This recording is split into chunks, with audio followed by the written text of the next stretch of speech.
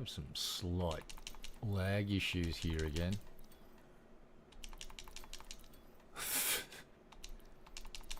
I'm trying to open that up and it's not working.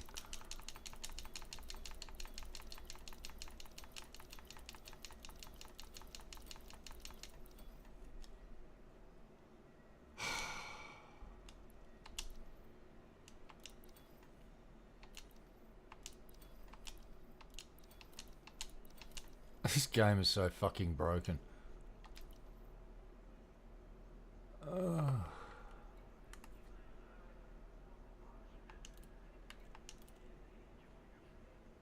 Come on, can't play the game unless I can open up some fucking menus. Let's go. Oh, fucking finally.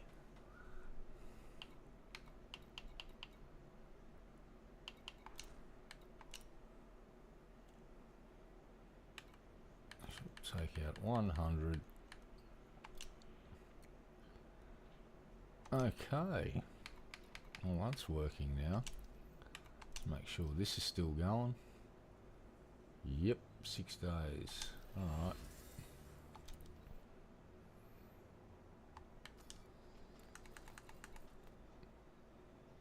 We're good.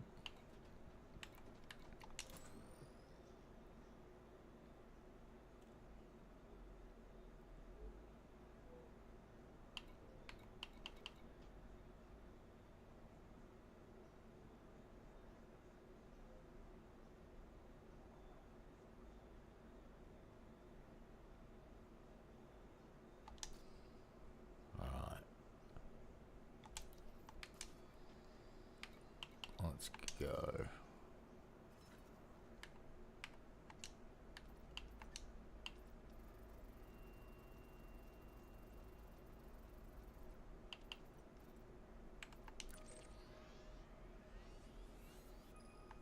I'm going on a road trip.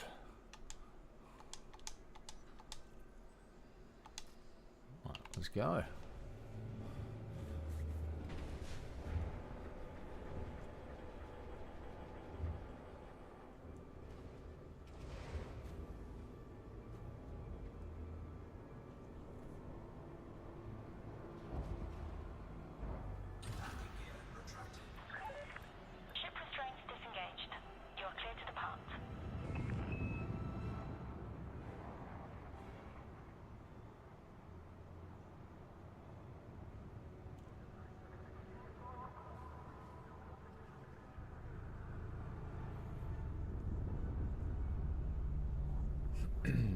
Oh, boop.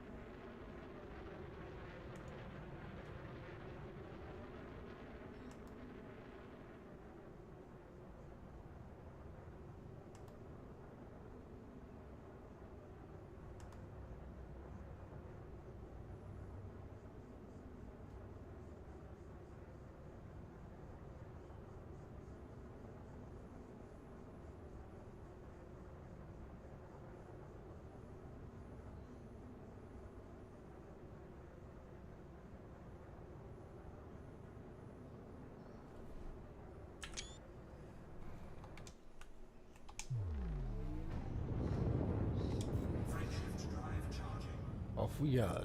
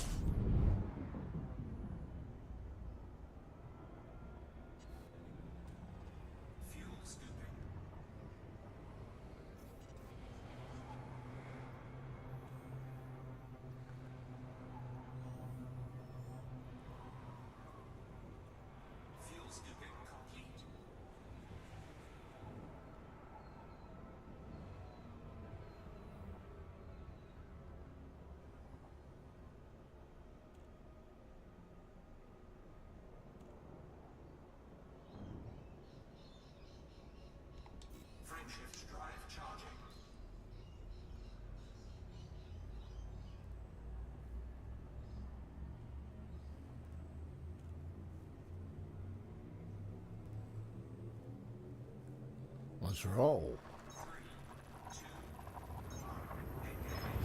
Jump.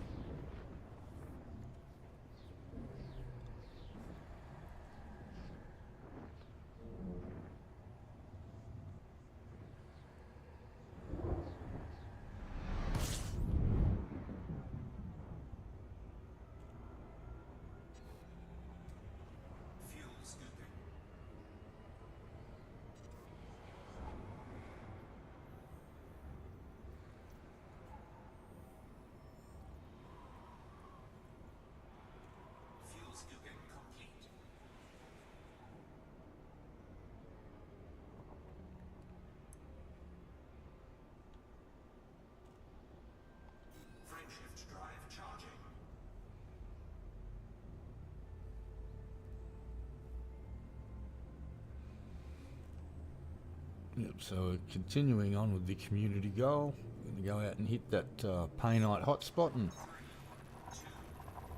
shoot some rocks.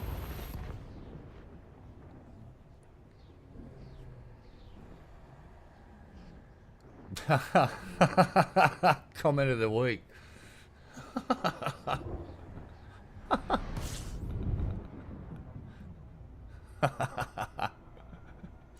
Well played. You just won the internet for the day. Congratulations. Oh, well, we'll start again tomorrow and see who wins the internet tomorrow. But today, Chuck a Coin has officially just won the internet for the day. Thanks for playing, everybody. See you tomorrow. That was fucking good.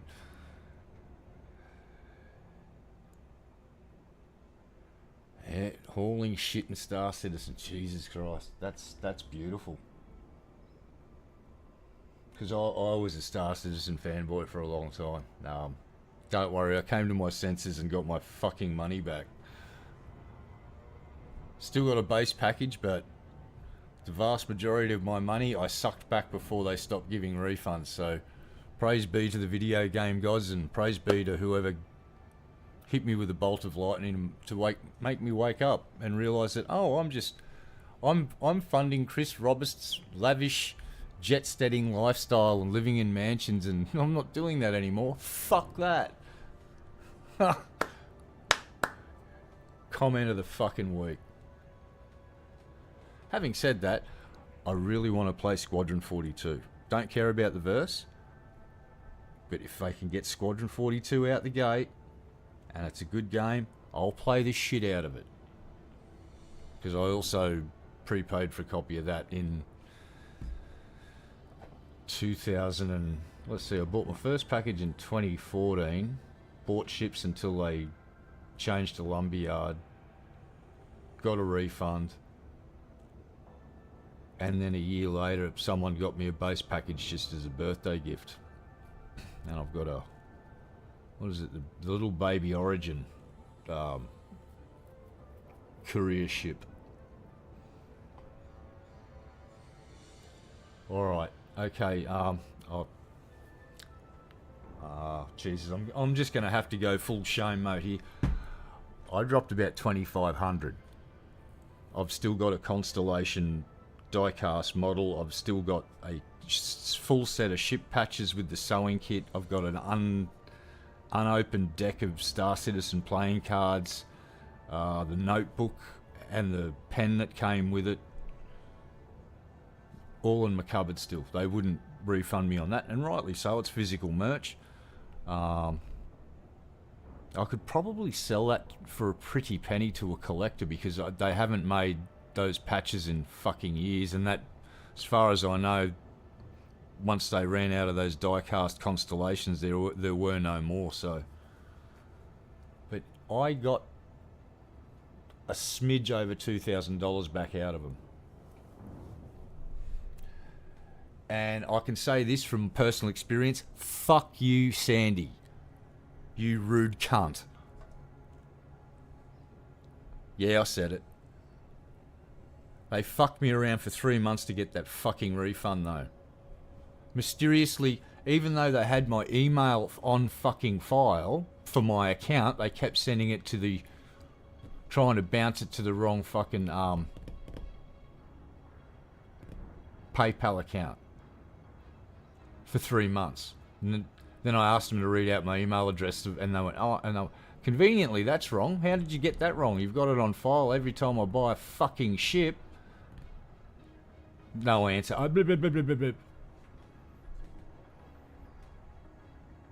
I had the worst experience ever, and if I ever see Chris Roberts on the beach, I'm kicking sand in that motherfucker's face. And his brother. You know how you finish Star Citizen, and this is just my hot take opinion, you hire someone and you give them a cattle prod, and their only job is if they see Chris or his brother in any fucking studio, they're allowed to cattle prod them outside the building and trespass them. Get rid of those two, the game will be finished in a year. But, yeah, that's the game that broke my heart. And the whole reason I got a refund is because they changed the way I fly with a gamepad, because I'm old and I'm lazy. And they removed legacy gamepad control profile when they went to Lumberyard, and they never explained it. They wouldn't fucking answer me in emails. I had concierge level, never got a straight answer out of one fucking person at CIG. It is the worst customer experience that I've ever had, other than Samsung. And I don't know who's fucking worse, Samsung, CIG. You choose.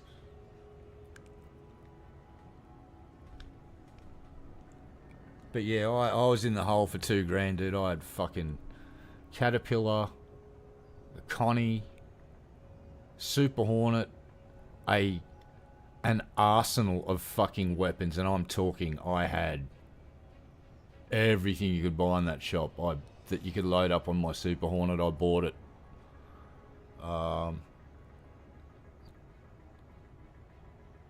Shit, that's right. I even traded up and got an Origin 600 for a while.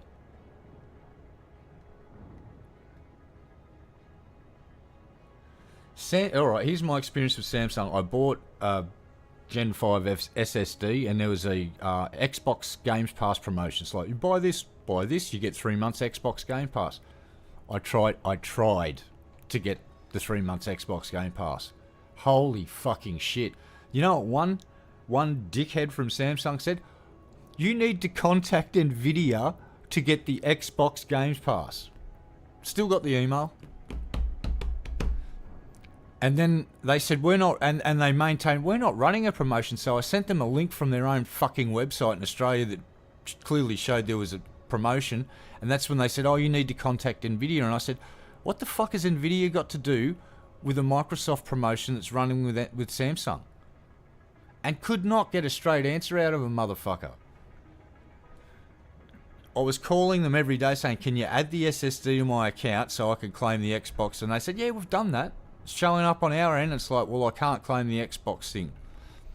Never got it.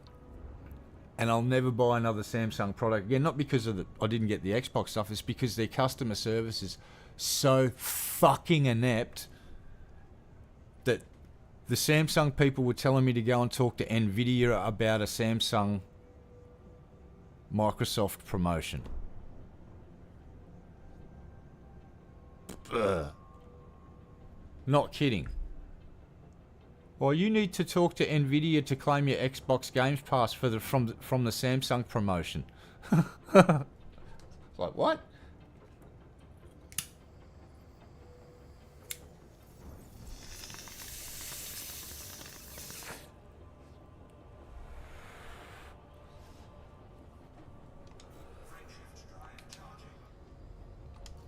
Yeah, so that was an amazing experience. Like a week and a half of fucking around with Samsung until the time ran out and I couldn't claim the promotion.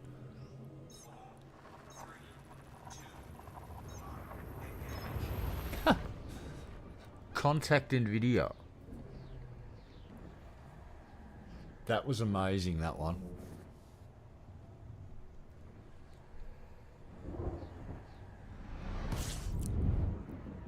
Like if you're dealing with phone stuff, they're probably all right because they're a fucking phone or a TV company. But whoever was taking care of promotions, they don't have any internal stuff to notify staff in the call centres about promotions in regions, and that they just don't fucking know, and it's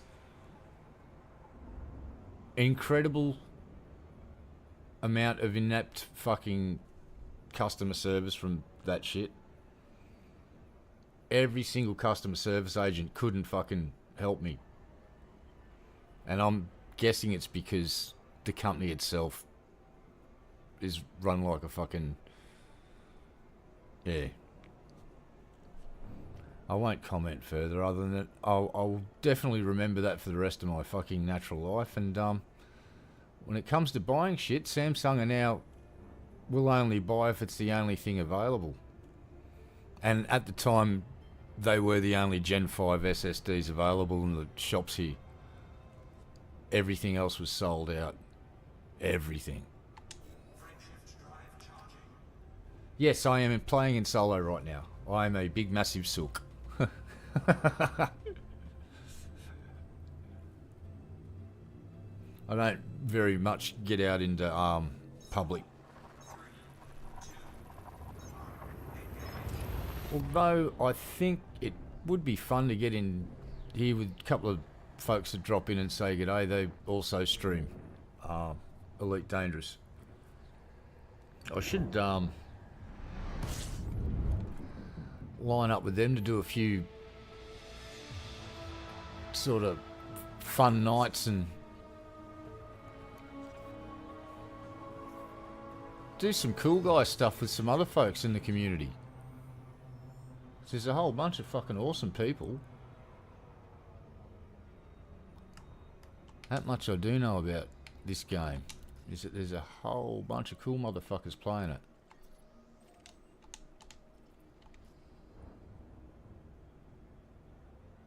A couple of old farts like me too, people over their in their 50s playing it.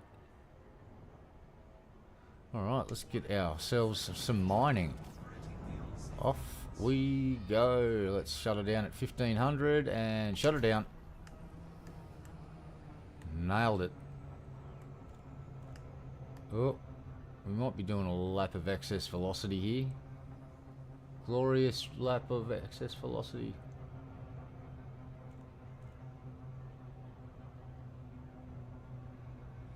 Yeah, it can get. You got the power play stuff, which is folks doing that. You got colonisation as well, which I'm not doing. I just do community goals and fly around and do random shit. Just have a bit of fun. There we are, and here's our destination. This little, see that little tiny piece? That's us. It's the smallest hotspot in the game that I know of. Look at the size of it. It's tiny. Say, hey there, little fella.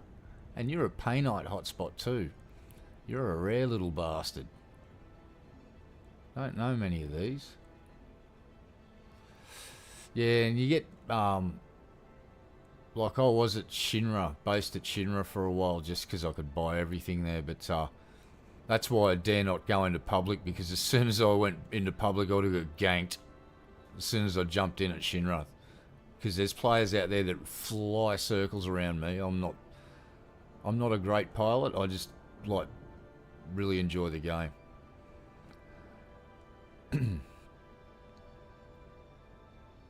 But you're right, it can get freaking crazy in public servers. But more often than not, if you hook up with a bunch of decent people, you'll have more fun than get grief. And the beauty of it is you can set it up so you can just play with your friends, or you can be a big sook like me and just hide in a solos. Still get the benefits of enjoying the vast majority of the game. Alright, we should have pirates dropping in. Yep, here they are. We'll just fuck off down in here before they get here.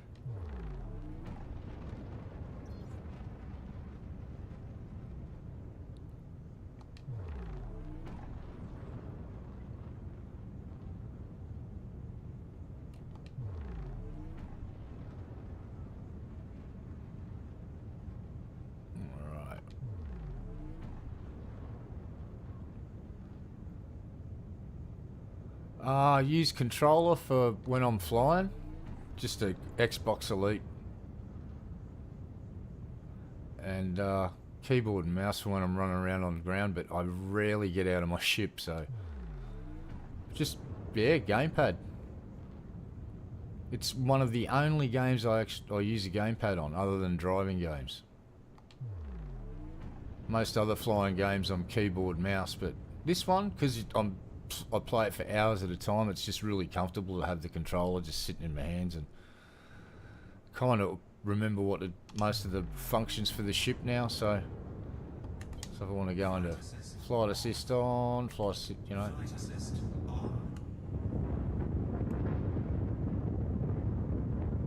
This thing pulls up on a dime too. Look at that. That's great. Alright, let's sit here and see if these pirates come in.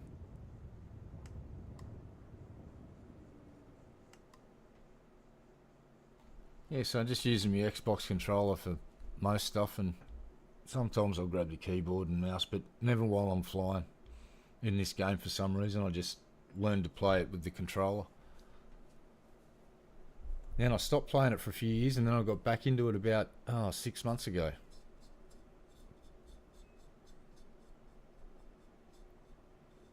Actually, probably about a year ago now. I think the Type 8 and the Mandalay were being released.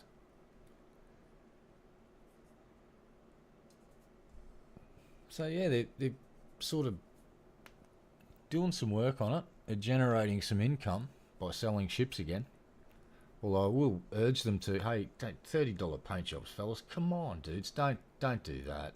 Let's not charge more than a ship for a fucking paint job.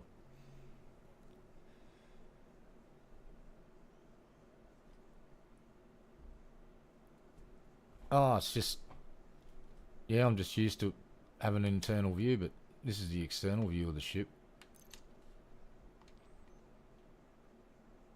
Oh, let me center this a bit more.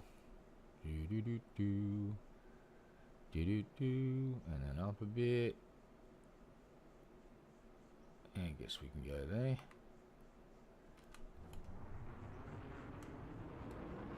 Big problem when I'm flying like this is I can't fucking see what's in front of me.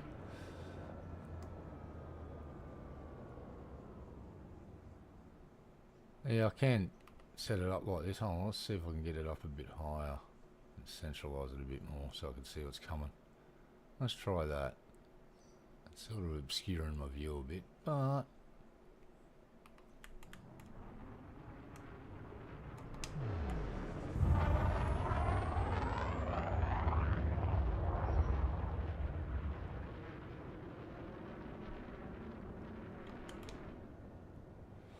that's with flight assist off, so now I'm basically Newtonian physics where I've got it thrust up to get it to do stuff.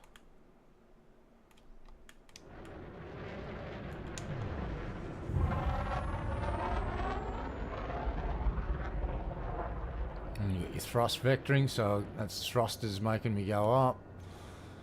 Thrusters down. Yeah, it's just hairy as shit flying in an asteroid field.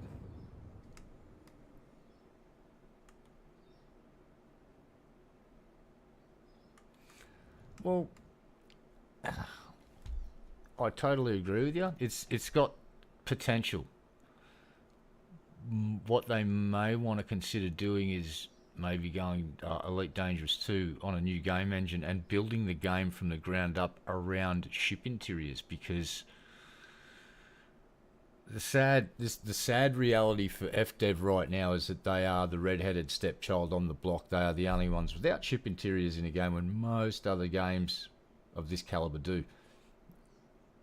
Star Citizen have been doing it for years. I remember running through my Caterpillar going, you could just use the inside of this ship as a first-person shooter arena and those other big ships. You could EVA and do cool guy stuff. I remember doing that fucking years ago in Star Citizen in build 1.6. I used to go out and do salvage missions by myself and my fucking Super Hornet. Used to go and find wrecks and raid them for cigars and whatever the booze was you could get in there. just for shits and giggles. No Man's Sky just came out of nowhere. No hype, no bullshit. Went, hey, look, everybody, here's a new update. We're not charging you. Ship interiors. Get that up, yeah. So I think they really need to sit down and consider whether they want to redo the ships from the ground up with ship interiors. I was of the opinion until recently that why bother, but then No Man's Sky came out and my buddy just bought me a copy of it, so I'll be playing the shit out of that. Probably got to start playing that this week. So yeah, that's going to be interesting stuff, and it looks like the pirates have fucked off, so we can get orientated with our hotspot and we can start mining. Yeah, I think if they went ship interiors, and the other thing that I think that would be really good for the player base and for the game is if they came with a small carrier. And just bear with me here, imagine a ship you can fly, so you can sit in the cockpit like this, fly it around, but it's a big fucker and it's got the capability of landing one small, one medium and one large ship. So you could say take a fucking Eagle or a Sidewinder, a Python and a Corvette. In this ship, it's a mini carrier, but you can also fly it. So you're flying around like this, you can fuel up off stars, you don't need to do any of the bullshit upkeep. And it's got a jump range of, say, let's be really fucking generous, 300 light years. That would really open up the Colonia gameplay for a lot of players. I never did my first Colonia run until this year. I've been playing the game, I've got 2,500 hours in it. I only just went to Colonia and I still haven't got all of the fucking engineers over this, so I've got to go back. So there's several avenues I could take to keep this game alive. The new ships is nice, but what it is also doing is if you go on, Yamex has just done a video, I haven't watched it yet, but I think he's going to nail it right on the head that they need to rebalance all the ships. Because your Mandalay is basically the king of fucking just about everything now, because it's got a pitch and yaw rate that is unsurpassed by just about everything. And then once you engineer the engines on it, it's just it's a fucking arrow. Goes so quick. So yeah, they've made the game a little bit unbalanced now.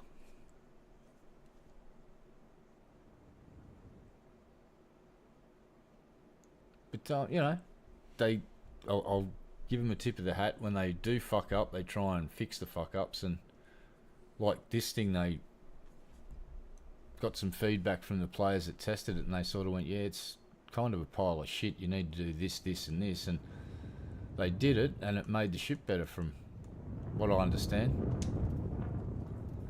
So let's get this all going. Let's hit this. We're definitely clear of pirates, so let's mine.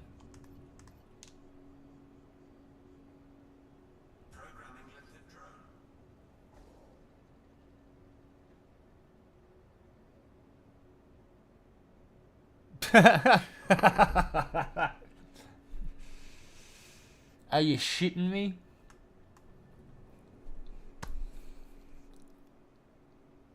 It's the same problem as the Type fucking 8. Oh. Let's try again. Second attempt at launching a fucking Prospector limpet. Oh, it shit one out.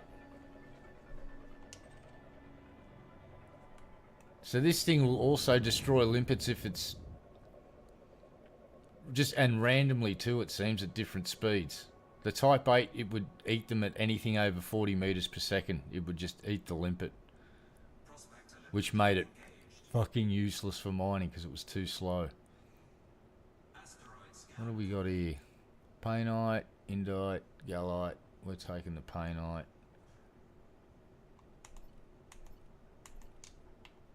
Juicing up weapons. Oh, we better shit out some collectors, eh?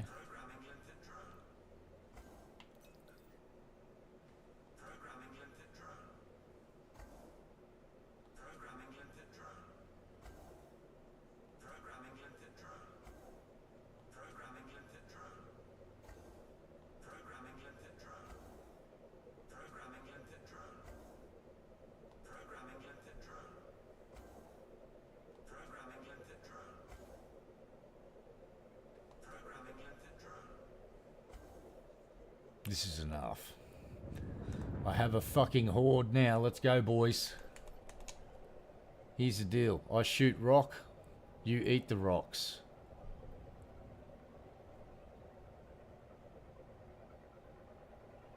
Get right up close to this son bitch. Oh, there. We'll just have to... So let's do the experiment. We'll see if we can get away with shooting the same spot. Opening fire.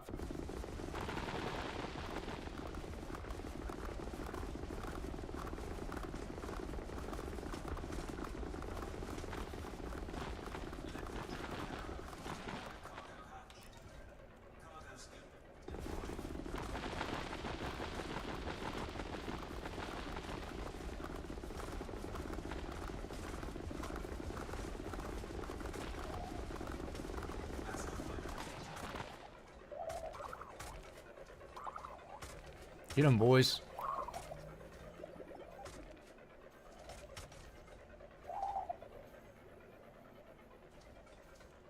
Nice work. How many bits? Straight up 8 bits. Those big chunks are worth it.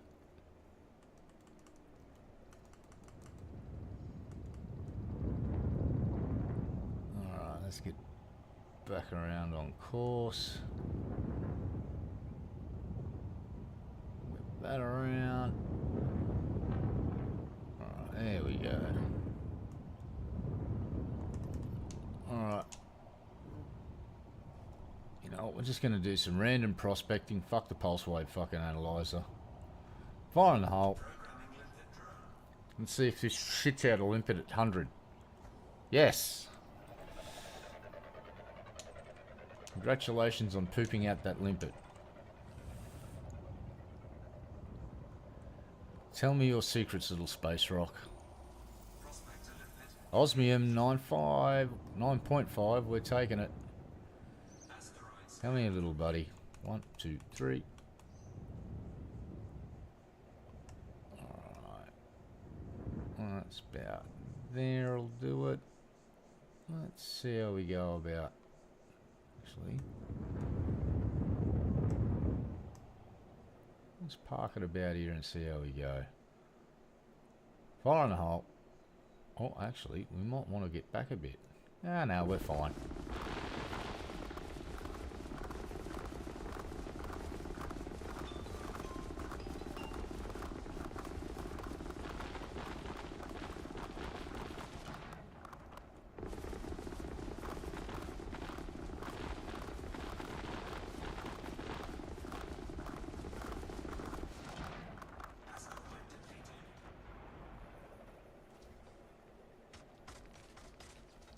Get 'em, boys. Get 'em, boys.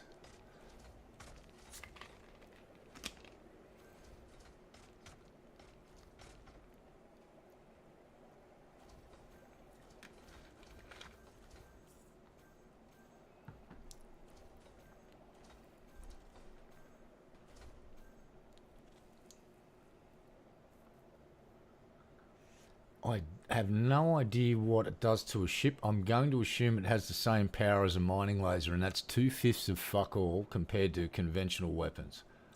Having said that, I have to. You see what the fine upstanding commander said in my chat? Laser volley weapon might be really fun and cool, and it would be. I think it would be fucking great fun. I think you've actually made a really good And I never considered that. So you just won the internet again. Congratulations for that. That's a really good idea. A volley laser weapon. So you'd kind of have like too close to missiles, switch into guns. You could do that. You could do the whole Top Gun thing. And who wouldn't want to pelt an enemy ship and pepper it with fucking volleys of fucking laser cannons? That'd be fucking great.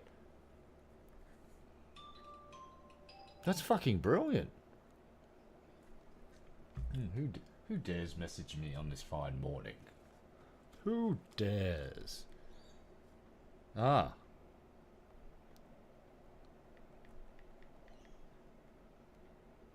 Right.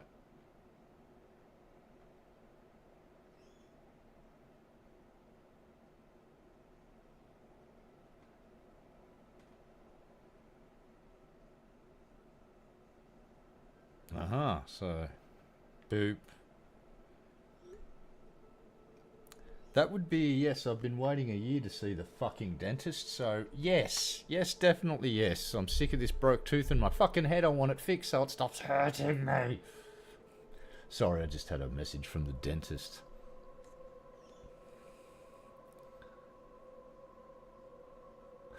Oh, no.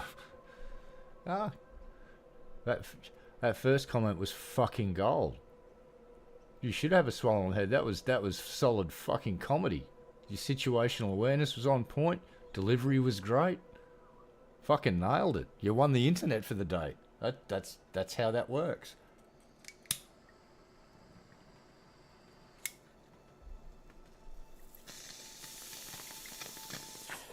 And the weaponizing this thing, a very logical progression. Humans weaponize everything.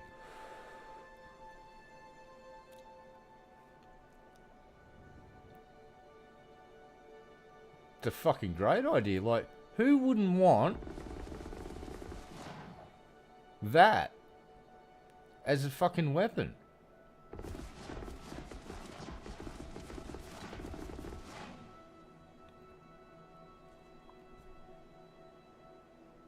It's a fucking great idea. It'd be a great way to pepper shields down because it spreads because of the spread. Then you can engineer it to tighten the spread pattern or maybe turn it into a laser shotgun. So it charges up and goes and releases several volleys at once. I know they've kind of got a shotgun, but why not have an energy-based one as well? Fuck it. And I want mine to glow like a fucking rainbow. So I want it to go through all of the colour spectrum. Right? And I want them to invent a new colour, which means they've got to put an extra set of colour receptors in my fucking eyes. And then code my brain to actually understand that it's got a full set of colour receptors. So it's a big job for FDev. I hope they're up for it. Let's go. But on a serious note, weaponising this thing's a fucking great idea. Alright, let's do that. That's also a great idea. Hold on, let's push the right buttons here. What have I got to do? I've got to go blah, blah, blah, blah. Hold that button and it will then tell me blah, blah, blah, blah. Oh, it's this button actually. Then I'll do that. Then I'll do that. And I can go around here. We can get in front of it and get shot by it, I suppose, which would be fun. Then I'll push that one and that one. Then I'll go... Then I'll push this one again and go this way a bit. And then I'll push that one. Then I'll go... we're being shot by the... Oh, then I'll push this one and I'll go down a bit. And then I'll push this one and go...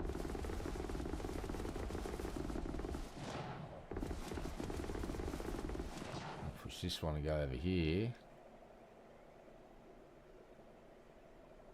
Oh, can't get close to the ship there. So about there and then push that button and...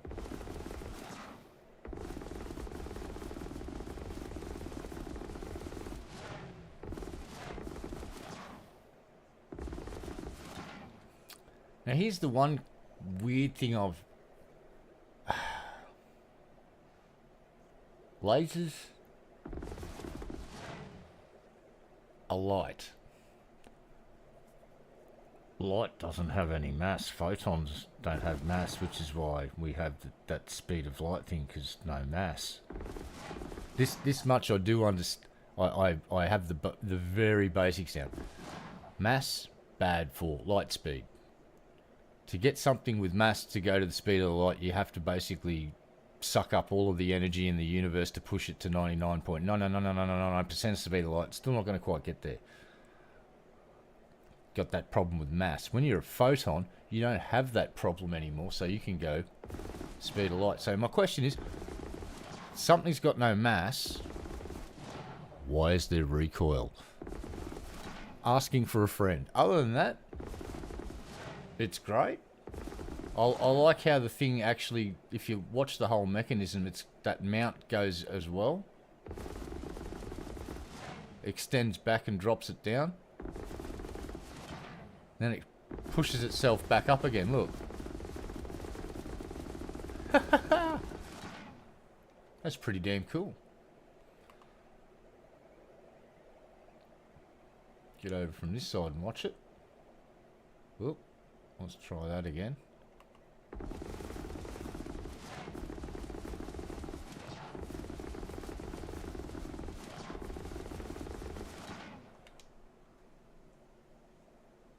Exactly.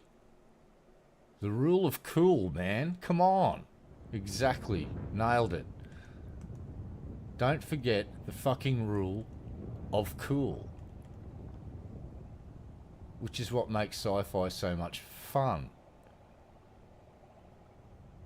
It's not science fact, baby. It's science fiction. Ooh, yeah.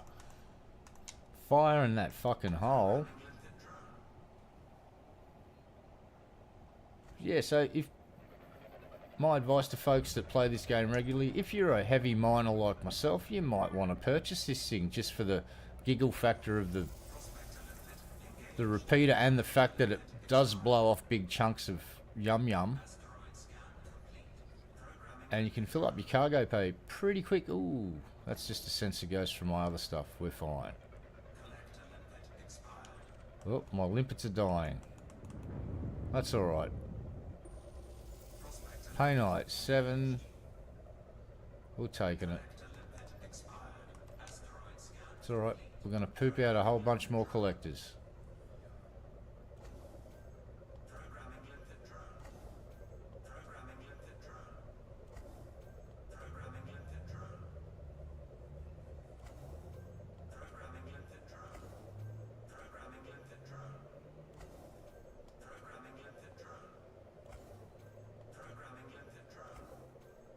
That'll do.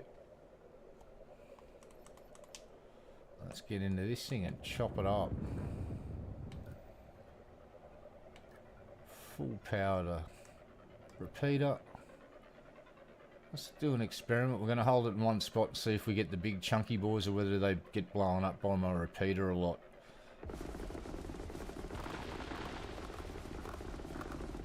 They're getting chunked, yeah.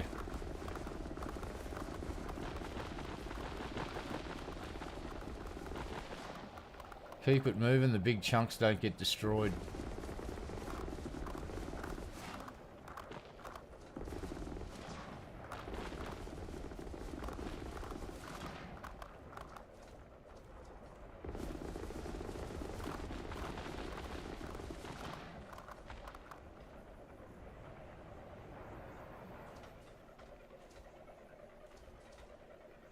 Okay.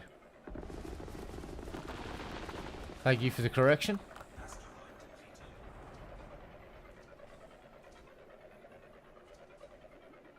That makes a bit more sense.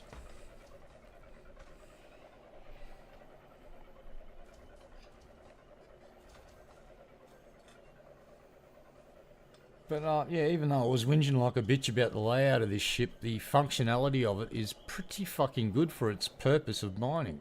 Because I may have done a little bit of mining in my time. just a wee bit. Shit, I remember mining during the whole triple fucking hotspot craze. And then FDev went, oh, hey, you're having too much fun there. Fuck off. And They kind of nerfed the shit out of them. And everyone was sad. I actually stopped playing the game for nearly a year and a half after that. I was so pissed off. It's like, we finally find a way to earn money that doesn't involve, and you guys fucking nerf it. I had a bit of a rage. Right. Focus. I'm going to focus on smoking this virtual water pipe. Not a real one, because drugs are bad, okay? Don't do drugs, kids. Unless you've got a prescription from your doctor, then it's fine. And yeah, just as a general heads up, never take my advice, ever.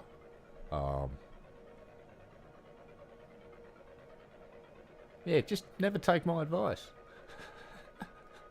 There's my advice. Never take my advice. Huh?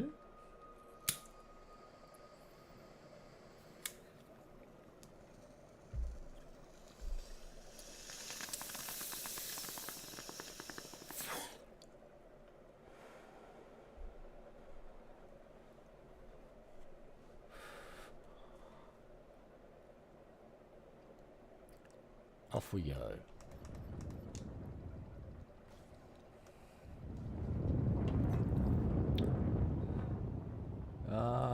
Who am I gonna make? You know what? Let's use this thing.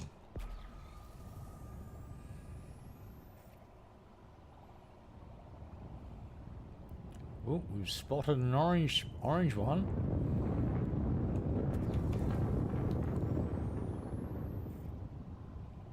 We'll hit this guy first.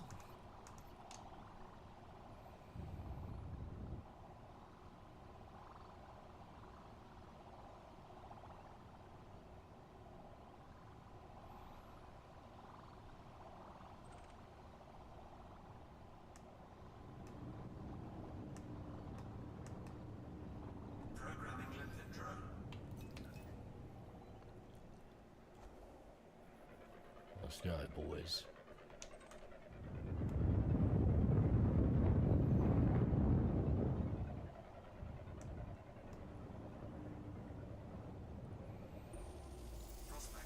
Booyah!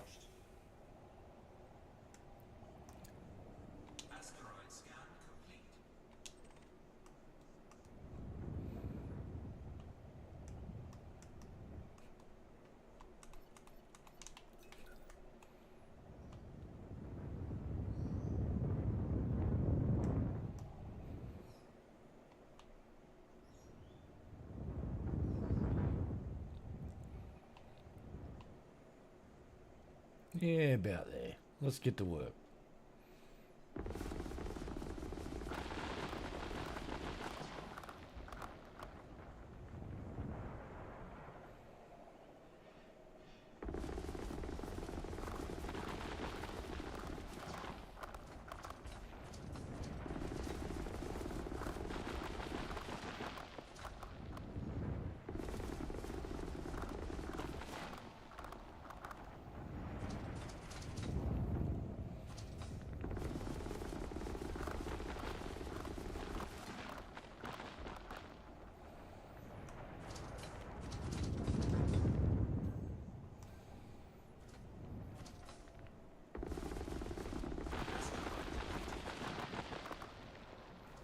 Lovely.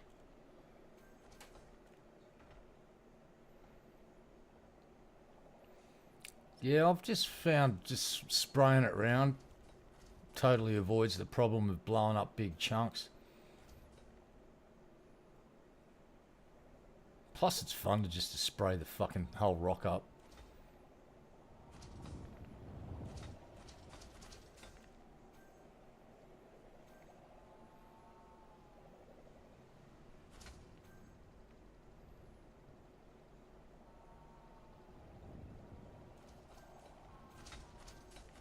Pretty fucking efficient little buggers when you juice them up.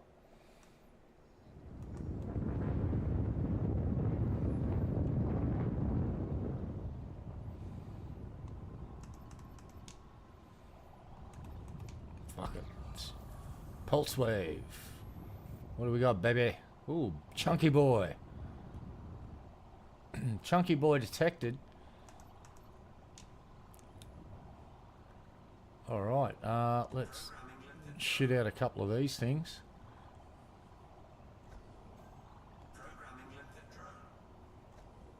Poop out some prospect limpets now.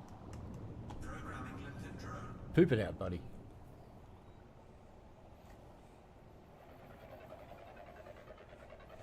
Yeah, it's kind of fun just randomly spraying them up and or chopping at it like you're a fucking chicken pecking at a cob of corn. Gold indite. Oh, you're a disappointment to me and your mother. Gee whiz, Rock.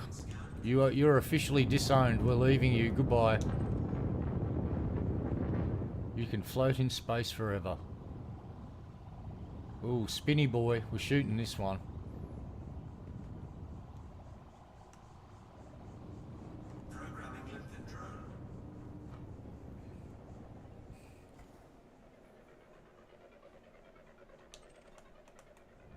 How can I be hungry again? What the fucking hell, stomach? I just ate 2 sausage rolls this morning. Spitting watermelon seeds. Whoa, holy fucking shit. 41% painite. We're going in.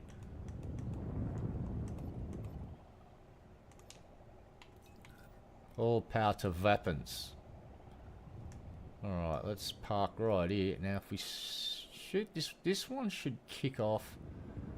We'll get right about here. Yeah, this is about there. Aim it about... Oh, let's flip it around. Let's try this. Let's experiment. And fire in the hole. About there. Fuck it.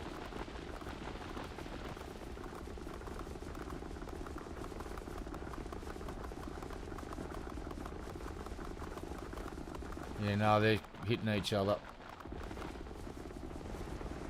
I'll just do that a little bit every time. Yeah, that's way better. Alright, now wait. So here we go. Oh, shit. Yeah, I just annihilated a whole bunch of chunks then I saw that. So I'm going to sweep with the rock. Let's go this way. Yeah, that's better. And as long as I keep it moving, it doesn't fuck them up. I just seem to have a talent for shooting my own big chunks, so...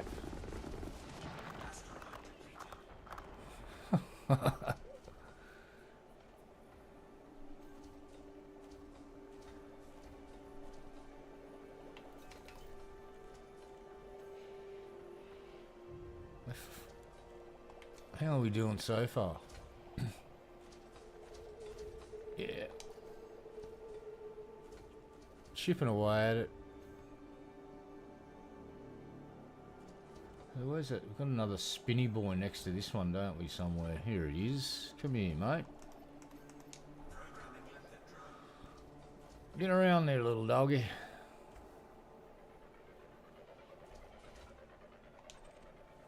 What do we got?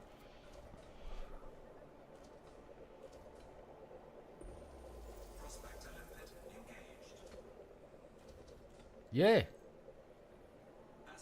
Oh, they've already done it, mate. We've already had a mission. Fuck, it was a Japanese mission. They flew out to a rock in space. They fucking landed the fucking probe on it. The probe got a sample. Kind of fucking malfunctioned a bit, but they got some sample. The thing went and took off again. And guess what happened earlier this year? Outback Australia. The probe did a drive-by, spat out a thing, planetfall, scientists fucking using a tracker, find the sample. Very interesting fucking thing. It's kind of made up of tiny little particles like sand and other weird shit, and the way gravity works is one particle and one particle go boop, and that they've got a little bit more mass, and then the next particle goes bloop. Think of it like that. Grain of sand, grain of sand, grain of sand, stacking together slowly but surely over time, built up this big fucking ball, and we've landed on it and got a sample of that motherfucker. What we will be doing, here's my vision of the future. What about this for an idea? We're going to be going out into space, finding rocks like this, full of really valuable resources, minerals and shit. They will either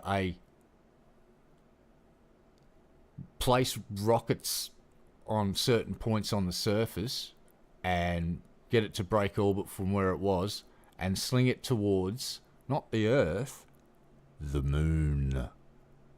You don't want big chunks of rock orbiting the Earth that can, smash into each other and fuck up. The moon, however, we could... If we put our mind to it and we all work together over hundreds of years, we could create an artificial ring around the fucking moon that we could be mining and breaking rocks down and sending the stuff back. Yes, it's not going to be a cheap exercise, but we'll have to do it because of necessity. Because eventually we're going to work out, if we mine the oceans, we're going to completely fuck up the planet's fucking ecosystem and weather patterns and really shit the joint up. So, space cowboys out there lassoing big rocks, for lack of a better term, dragging them back to the moon's orbit, mining them, refining the shit. You could refine it on the fucking moon if you want, because it's only a third of the gravity up there. It's going to be a lot easier to handle big fucking chunks of stuff, right? And then, you eat them back to Earth. Yeah, moon base is look, for us to go anywhere else, we need to set up a moon base, and we need to be able to cut the umbilical cord so we don't resupply that moon base. Until we learn to live on the moon and self-sustain ourselves, this talk of Mars and all that other shit is a massive backhanded dick wank. Everything that Elon Musk says about colonising Mars is an absolute fantasy. Not going to happen.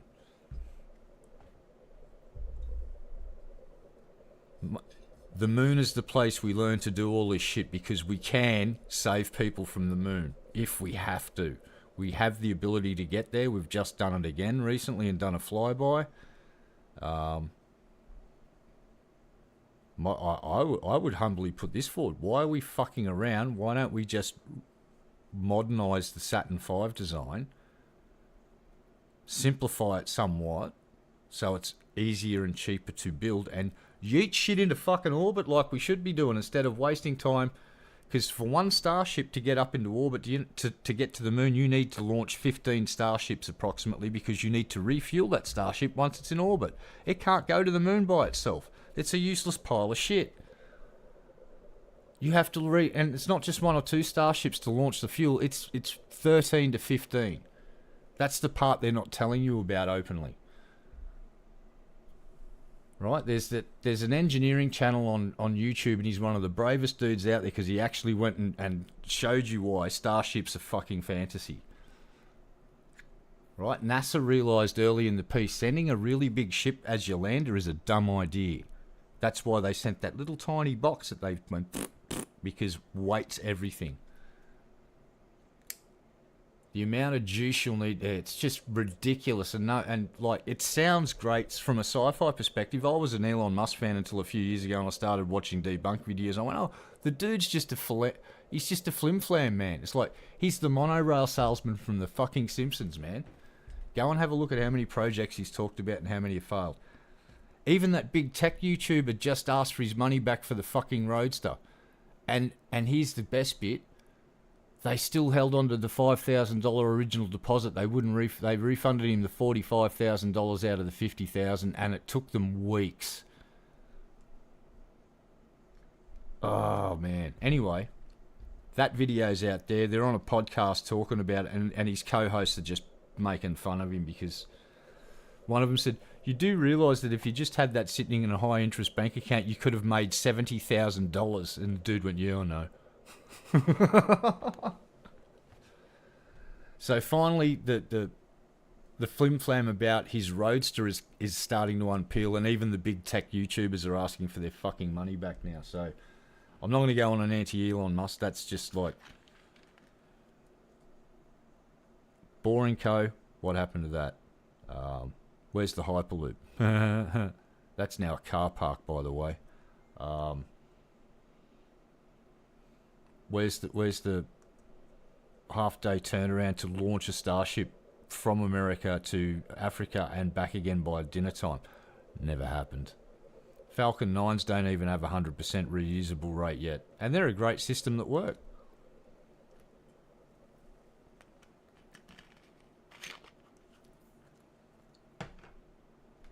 Yeah, all he had to do was not get involved in politics, and he still would have been a fucking golden child, that guy. He's such an idiot.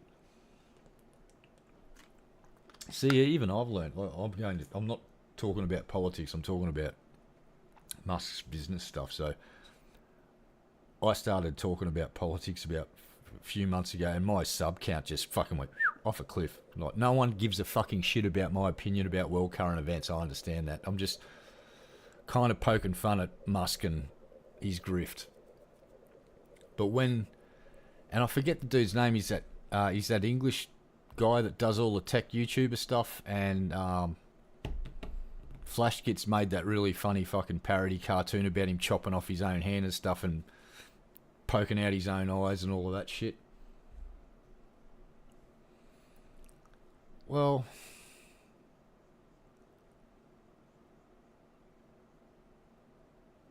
yeah, I'm my personal opinion about Musk doesn't matter. I'm just pointing out the facts that Hyperloop, Boring Co, solar roof tiles, Roadster, self-driving cars, not even close. And the Australian government's just okayed for that. There's going to be a massive spike in car accidents with Teslas smashing into fucking all sorts of shit soon. And if one hits me, I am going to sue the fucking shit out of the owner.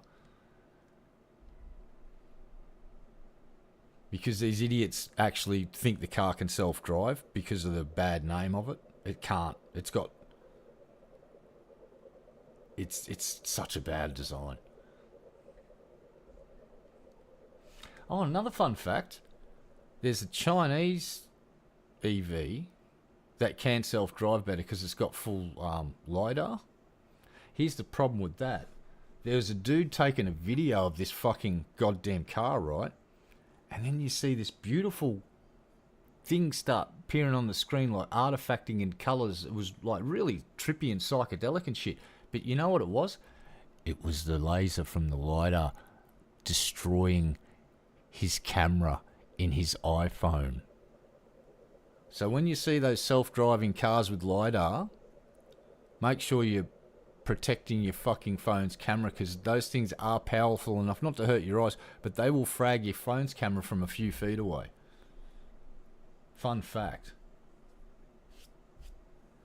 Yeah, I wouldn't drive any car that's fly-by-wire. Flatly refuse. No. Electronics fail. I'm sorry, but no. Fuck no. Fuck no.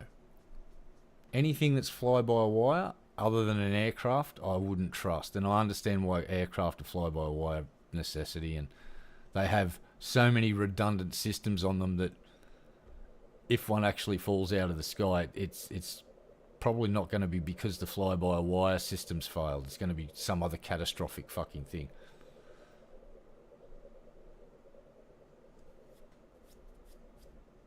But yeah,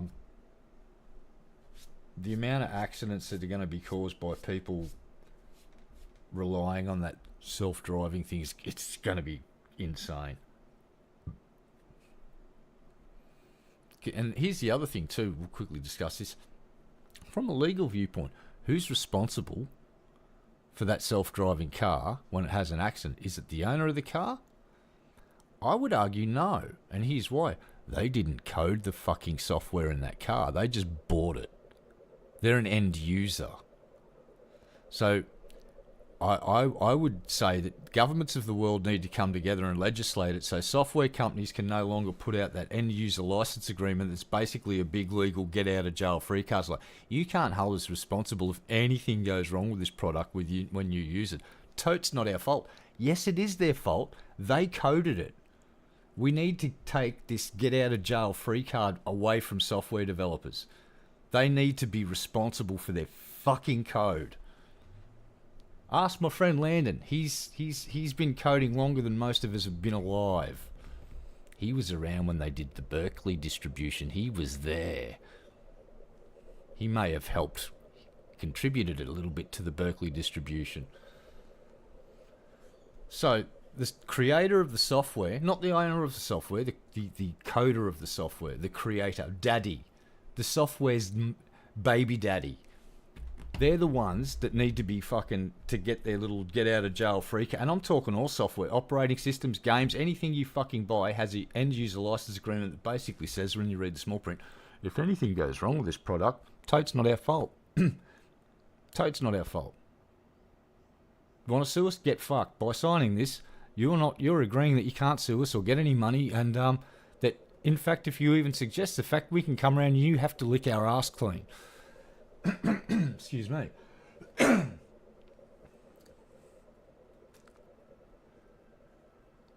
Yeah. But it's also called self-driving. They need to make that illegal first thing. It's like driver assist. Okay, but when it says self-driving, we're humans. Humans, sometimes, marketing's a thing that you know where I'm getting to. But I totally understand. The first thing it says is you must keep your hands on the steering wheel at all times. Well, what was one of the first things Tesla owners did? Came around with inventive ways to get around that fucking problem, because there's a little sensor that they just put something on there that made it contact to complete the circuit, and the car thought their hand was on the steering wheel. That's one of the first things these fucking Tesla owners... And what was one of the things the guys in the nuclear bunkers did? You know how they've got to have two dudes to turn the key? Guess what they did? One of the first things they did out of boredom. They came up with ways so one dude could turn both keys at the same time. And they came up with a whole bunch of different fucking methods. Because every dude had their own idea, and a whole bunch of them learned how to... all they had to do was get the two keys, insert them, and then they could rig up a thing so when one turned, the other turned at the same time. Launch.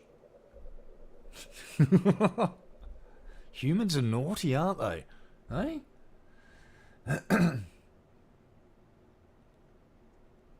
Yeah, there was that one dude years ago that had the... Now, this could be an urban legend. I've never really looked into it because it was kind of happened before I got on before the internet was a big thing. But there was a dude that owned a Winnebago and had the cruise control thing. And legend has it that they've on the highway, being the Winnebago Warrior, all hail the dead Kennedys. Great fucking punk band. Winnebago Warrior is an awesome song. And he's set the cruise control. And apparently, legend has it, got up, went to the back of the Winnebago to make a coffee or something.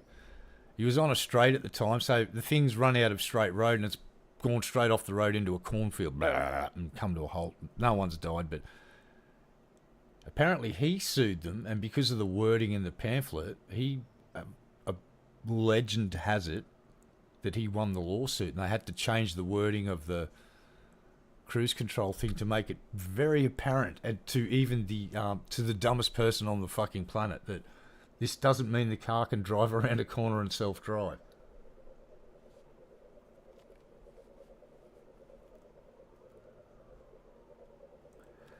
Yeah, so driver assist is a very, very great idea, and that's been around for years and it's been beneficial. Like Volvo had fleet driving technology 30 years ago where they'd hook up a bunch of sensors in a bunch of their cars, and these things would cruise along a highway and they would be a few inches off each other's bumper. And the lead car would be in control of accelerating and braking all of the other cars. And because they were in such close proximity, they were just networked together. And it kind of became like a one big long fucking car. And the fuel efficiency of it was really good because they were traveling in a little convoy together. The first car would burn more fuel, but the rest of the cars behind that, the second, third, fourth, fifth car, the fuel efficiency went right up because they were drafting like right off the arse end of these other cars, so they'd only have to use not as much power. And maybe we should be looking into technologies like that to help reduce greenhouse gas emissions, because everyone's driving their cars. But if you can get into a convoy when you're going to work and your car's driver assist can help do all that shit. Like, if we all cooperated, we could probably do it manually, but everyone wants to be first in line, don't they? But that was really interesting technology, and I think that was Volvo from like at least 2 decades ago was developing that shit. And there was dudes in the cars sitting there going, "Oh right," but the cars were driving and steering themselves, and they were just networked together. It was fucking cool.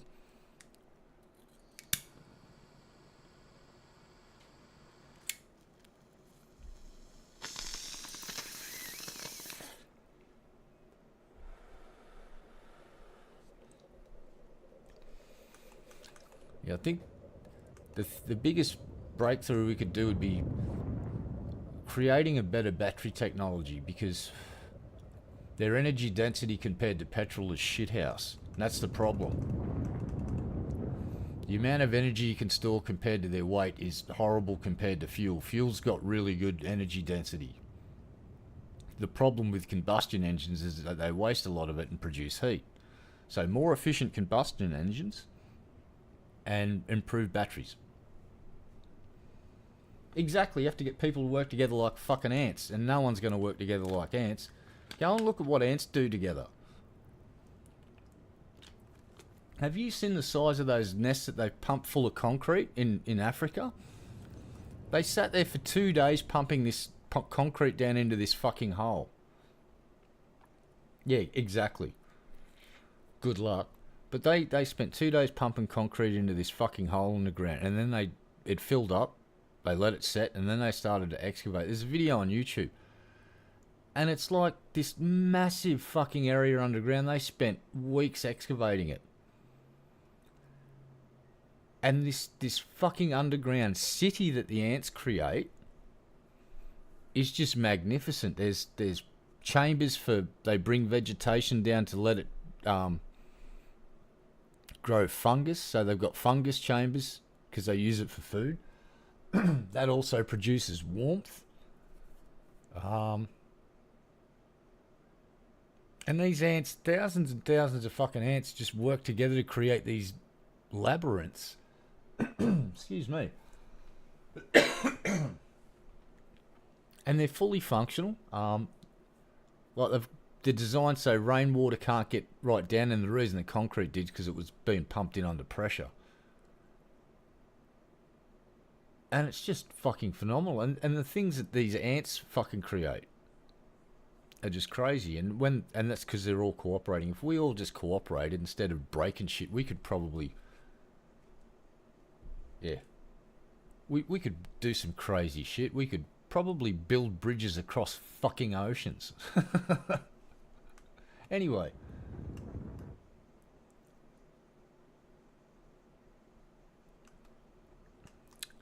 Yeah, that's also... There's the trip... What was it? The thorium-powered car. That there was that thing on YouTube. No, I think our best bet is to develop a combustion engine that can produce fuck all pollutants. Or there's another route. I know for a fact that if you get vegetable oil from your local fish and chip shop, take it home, run it through a distilling process and filtration process, you can power your diesel car off this, and you can literally just, if you stand at the back of it, it just smells like your fish and chip shop oil, and it burns compared to gasoline, it burns clean. And that grows in fields. So we can... And here's the really fucking freaky part. Diesel used to be a hell of a lot more expensive than gasoline in my country. Diesel's now cheaper. It's like my next car may be a diesel, and I might actually do that whole converting the oil into biofuel. Yeah, Toyota are working on the hydrogen angle.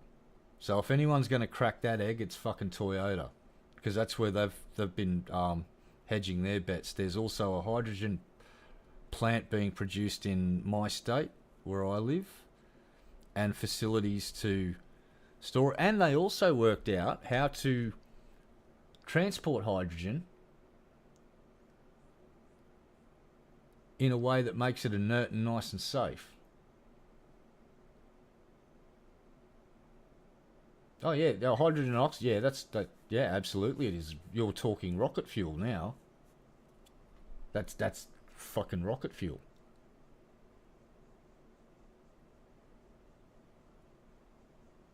Yeah, biodiesels is a very good idea, and I'm very disturbed that we're talking about electric cars still, because have you seen what those mines in some third world countries where they get the raw materials to make the batteries? It's like hell on earth. Like the sulfur pits. There's humans in these fucking things existing. They're not living that long. And they're kids. It's like, yeah, so I hope you're happy with your fucking electric car.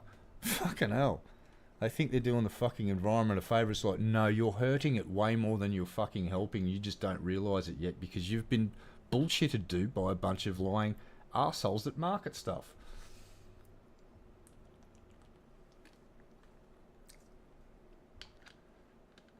They don't make diesel cars in the United... Are you fucking kidding? Jesus Christ. Anyway, I'm nearly getting political. I don't want to get political. It's just I'm of the opinion that there are many technologies we could refine that would be a stopgap until battery technology has been improved tenfold. Because until it has improved tenfold, it's not going to be a viable thing for cars. And then you still got to convince me that digging up the earth in the manner that they do to find all the rare earths to make all this shit is a good idea, because we're about to start mining the oceans for this stuff, and, well, that's not a good idea. That's a really bad idea. Leave the ocean alone. If we start messing with the ocean, we're really going to fuck with the fucking weather patterns. Ask China. Hydrogen is a great idea, and the way there's the technological advancements they've made with hydrogen in the last 10 years have give me a lot of hope. And the fact that Toyota is spending a lot of their money on the technology makes me think that if that they know something that the other guys might not, and that they're going heavily in there, and the stopgap for them is hybrid cars. So you can buy a hybrid Corolla over here where you can get insane miles per gallon, because sometimes it's electric, and sometimes when it's not electric, you're using the motor, and well, because you're not using the motor all the time, the fuel efficiency fucking goes and skyrockets. Exactly. Yeah, 2/3 of the planet's the ocean. You start fucking with that, you don't. Yeah, we change it. You start messing with the temperature of the ocean. Here's the problem. There's more energy in our little sealed system, and that energy is going to manifest itself in ways where you don't get just one hurricane blowing through per season. Like I've seen in the last few seasons in America, you get... The worst one I've seen was not one, and not two, fucking 3 hurricanes. So there's the lead hurricane goes and goes through, and then 2 days later another one comes through and goes, and then 3 days later the third one comes through and goes and shits on everything that's already been shit on, that has been shit on.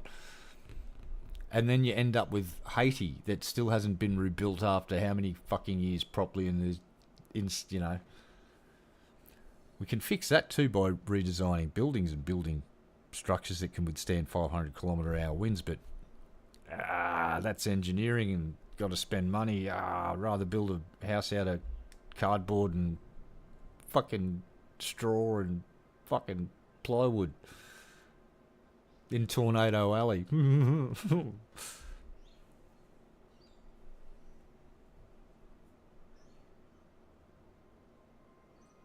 Yeah. Well, they're starting to diversify themselves, and it's kind of weird. The world's a strange place. Fun fact, did you know that some cartels in certain countries are now diversifying into legal activities like land development, building roads and infrastructure and shit? Got to spend that money somewhere. Why not make your community better? We've destroyed the place for the last 20 years with massive cartel drug war. Let's build some roads.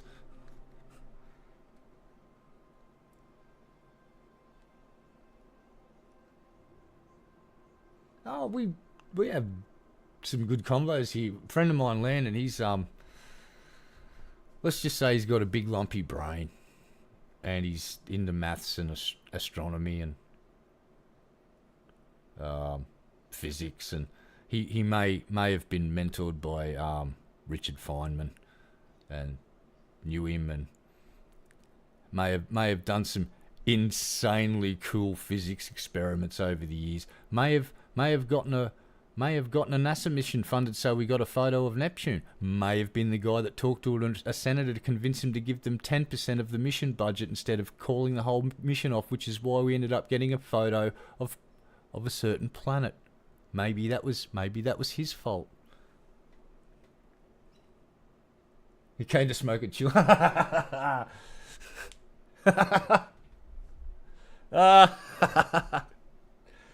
You guys are cracking me up today. This is great. We're just flapping our gums, having a bit of fun and relaxing. We can talk. You guys, here's the golden rule. I'm not allowed to talk about politics. You guys can talk whatever. You can talk about whatever the fuck you like.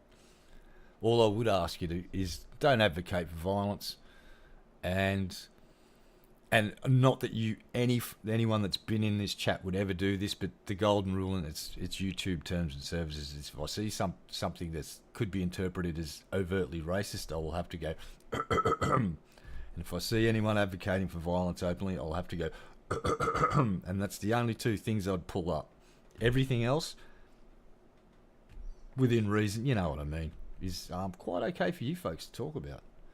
I'm not allowed to talk about politics because nobody gives a fucking shit about my opinion when it comes to politics. My opinion is mine for me and not mine to share and annoy you folks. There you go. That's my stance. So you guys talk whatever the fuck, and I reserve the right to reply very quickly if the question is, I feel like I can answer it without going on to a 10-minute spiel about my personal political beliefs, which don't matter. There you go. Anyway, shut the fuck up, smoke that fucking virtual water pipe, and mine some shit, Red Eye. Yeah, I should do that.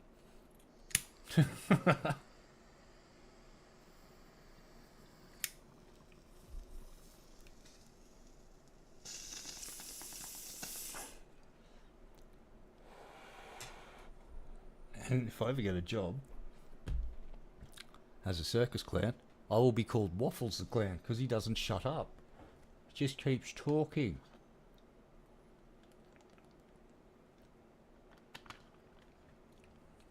There you go. Well, I live in Australia. I was adopted, so my adopted family, they're of British descent. British. I do believe one of my distant relatives was hauled out here on the First Fleet for stealing either bread or an apple or, something insignificant. And on the other side is really weird. Because my birth parents, the surname is German as fuck. but they're English.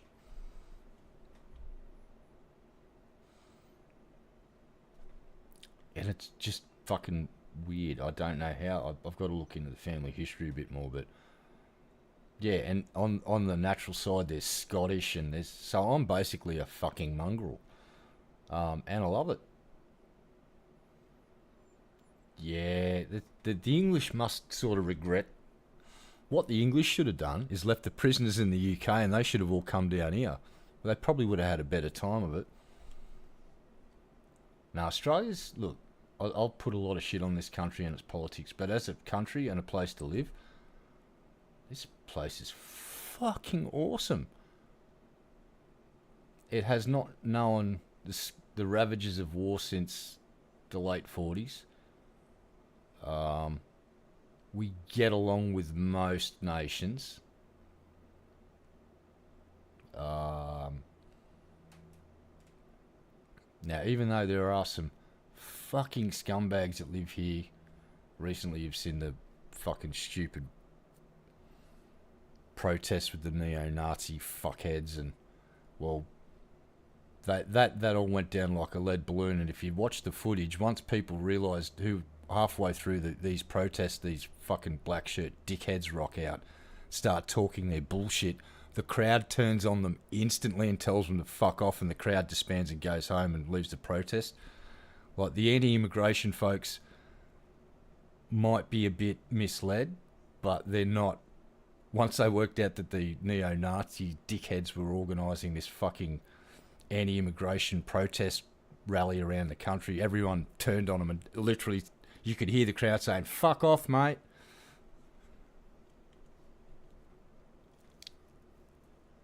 God, use the car, already exists, mate, like sports carts, fast, clean. Yep. There's a dude in Australia that had an old fucking beat up station wagon, and he had a wood fire fucking stove hanging out the back of this thing, right? It ran on steam, I'm guessing. And this thing just used to cruise down the road at 60 kilometres an hour, and he'd just steam-powered car. There used to be steam-powered cars. Jay Leno's got a couple in his collection that are fucking beautiful, and they go. They fucking go. They go like a shower of shit. There's so many ways to... Like, there was... Chrysler made a rocket-powered car, and that thing went... Rrr, and they just went, we better not produce this. They made a prototype rocket car. Sorry, jet engine car, not rocket. Fuck, I'm an idiot. It's a jet engine-powered car.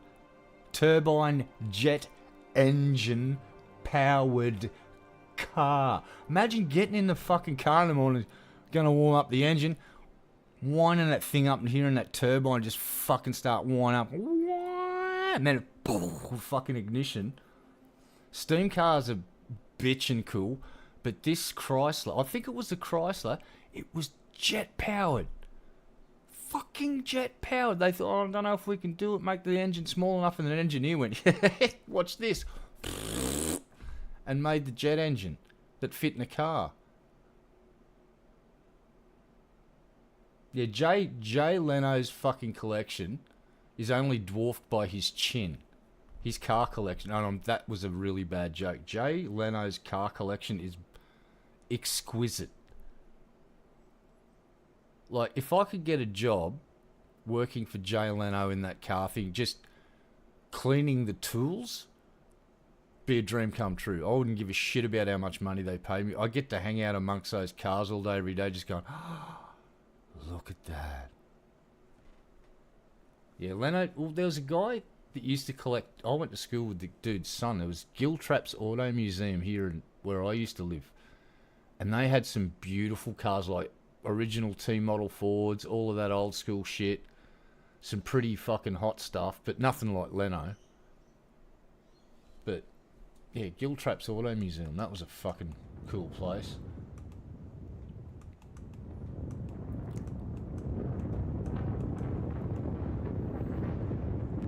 Yeah, if I could get a job working in Leno's garage, because he has got one of the most professional setups you'll ever see. He's got like sonic parts cleaners, like water and detergent, and then it just uses, sorry, is it ultrasonic?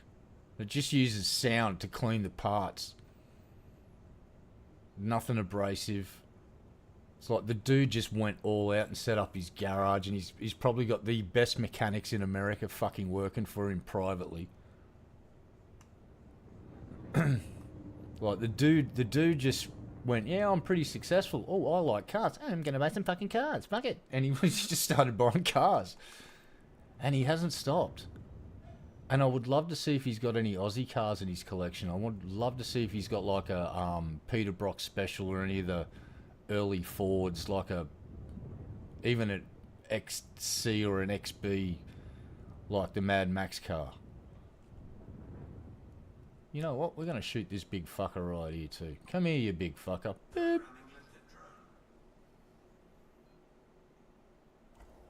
Coffin flop. Oh man, I can't wait till they fucking have stores over here and you can just... Half the fun of what you guys do in America is the marketing stuff that they've got for fucking the weed. Coffin flop. I like it. That's fucking great. Alright, let's get down here on the flat.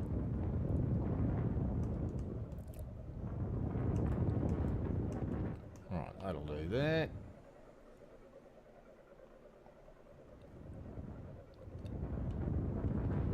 Out. Oh, a bit more. About there. That'll do. Alright, let's launch some prospectors first, I guess. Or collectors.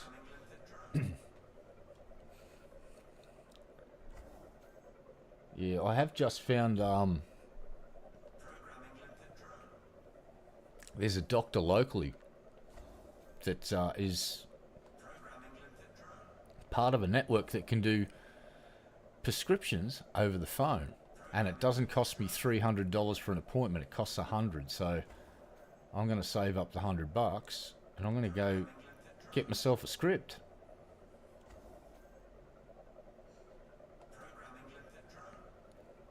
Because I've got a couple of problems that gets me across the line.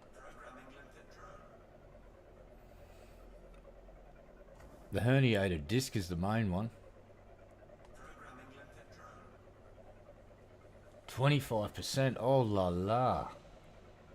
Yeah, so that's when I do that, then I don't get access to the level of what you guys have got where I can go down to a store and go, oh, look at that. But I can go to a website, make an order, and not have to worry about shit ever again. So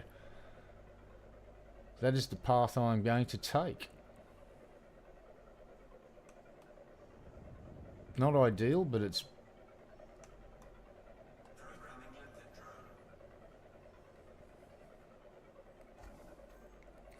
Yeah, and then I don't have to worry about the other thing too, which is allegedly, if you buy stuff from, you know, let's just say third-party program partners, wink, you don't know the source of that. And sometimes unscrupulous folks will say, maybe have a low-grade batch of, I don't know, say some crystal and they'll maybe coat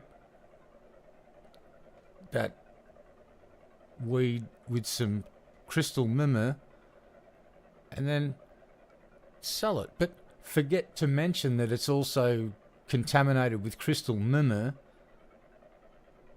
which can lead to a bunch of fucking problems, one of which is when you get drug tested sometimes you might be expecting a positive result for one substance and it comes back with, oh, you tested positive to crystal Well, I suffer from extreme anxiety, fucking, and a couple other things too. But the main one for me is my back and my fucking knee. I should probably put more power into that repeater, yes.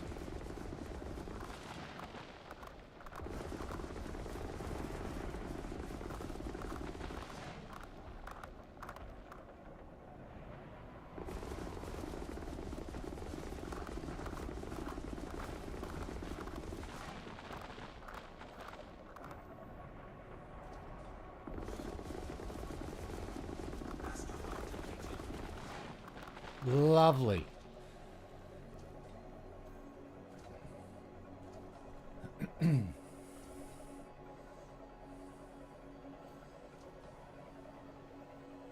Yeah, I've got tinnitus, but I wear it as a badge of honour because I got that at the Pantera concert, 1990 fucking 4, Festival Hall, Brisbane. I was the dumbass standing in front of the right speaker stack for the song Walk, and I swear to God I tried to climb inside it because that fucking kick drum, oh, I could feel it reverberating inside my chest cavity, and I just fucking stood there rocking out the whole fucking song. It was fucking wild. That whole concert was great, but I walked out of there and my hearing was shot. And right now I'm talking about I can hear in my right ear. I've got 2 different pitches higher in my right ear and it's a lower tone in my left ear. It's like a scar, but only I can hear it. Oh, and I did shoot a lot of rifles when I was younger without any hearing protection. That probably didn't help. And I did own a Mesa Boogie triple rectifier, which is a 150 watt amplifier. And I did used to crank it to the point where the drummer would actually complain and say, "Can you turn that down? It's too loud." It's like, you're a fucking drummer. You don't say that. You never say that. The only thing you say is 1, 2, 3, 4, and can I have a beer, please? That's what drummers are supposed to say. This is all a joke, by the way. No, my drummer used to actually bitch at me because I'd have my triple rec cranked up too loud. But then my counter would be, I need to have it cranked up before it drives properly. I need to get it into overdrive for that palm muting crunchy goodness. And he'd go, but it's too loud. I went, oh, you are a baby. I will sell it. And then I got a 5150 instead for a while. Yep, Pantera 1994, their first ever Australian gig. And they bought the fucking house down. They put on such a fucking good show, man. It's one of the best live shows I've ever seen in my life. I think one of the other best performing live bands I saw was a band called Biohazard. Like their live show, it's one of the few bands that I bought their albums and I love their album, but usually when you see a band live, they don't sound as crisp and as tight. Biohazard actually had this opposite thing where they sounded brighter. The band sounded fucking like they were completely synchronized. It was one of the best fucking gigs, and I don't know what it is about their studio albums that this guitar sounded a lot more muddy, and live the fucking sound dude they had was one of the best sound guys on the planet. I've never heard a band sound that fucking good live other than Pantera, and I'm pretty sure that was the same sound guy. Yeah, Tool was another band I heard that could do it live. Like I've seen a lot of Metallica stuff, and they don't sound like their studio stuff. They still sound great, but they usually speed shit up a bit. And well, Lars is playing drums, and I'll just leave it at that. So you know, that's stop picking on Lars, Red Eye. Okay. Just, can someone take the garbage tin off him? Because it's not a snare drum. God, some of my favourite memes is when when Lars came out that album with it, where his snare drum sounded like someone hitting a fucking paint tin. And someone fucking and they took the time to find a paint tin that had the same fucking note. And it's got that same pang, pang, and it was the same literal fucking note to your ear, and I'm like, oh, screaming with laughter. I've got, you've just uncovered the fucking secret sauce for Lars's fucking goddamn snare drum. It was a paint tin. Pang, pang, pang, pang, pang, pang. It was like, fucking Jesus. And that's right. They were talking about on the video how people going, doesn't sound that great, you know, and fucking Lars's comment was, sounded all right to me when I was driving home from the studio on my car stereo. I was like, oh my fucking God, Lars. Go sit in the back and shush. Be quiet, Lars. Go play a round of tennis, Lars. Now, look, Lars is a great drummer.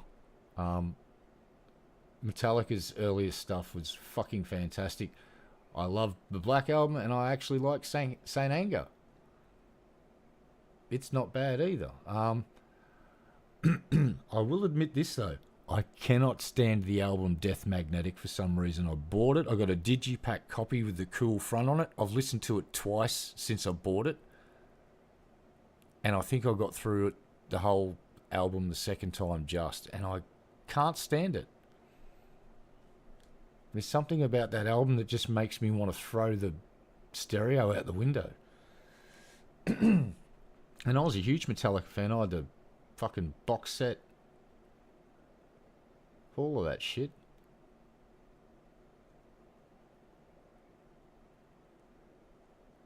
Oh, that's right. And then their egos got the better of them and they started doing dumb shit like, let's go to Antarctica and play a gig. It's like, yeah, thanks for shitting up a pristine environment, you dickheads.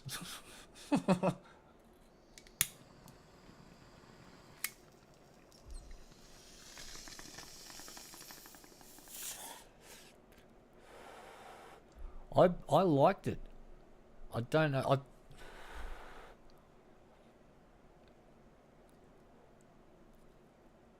I think I liked how the guitar tone was, how raw it sounded. It's still got that annoying pang of a drum. And that they started tuning down, that was the other thing. They finally started tuning their fucking guitars down to a decent level, but no one ever told them about longer scale lengths, so all of their guitar tracks sound a bit... kind of sounds like me playing their tracks. It's like, that's doesn't sound like it's quite in tune, just because it's the short scale lengths flubbing on them. Yeah, mate, I'm born in 1972. In fact, my birthday's coming up in fucking 19 days. Jesus Christ. Eh? What'd you say? Oh shit, I've got to shoot this fucking thing, don't I? Yeah, better.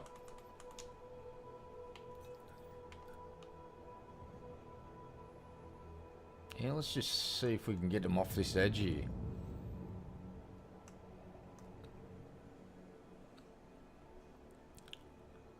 Alright boys, here we go.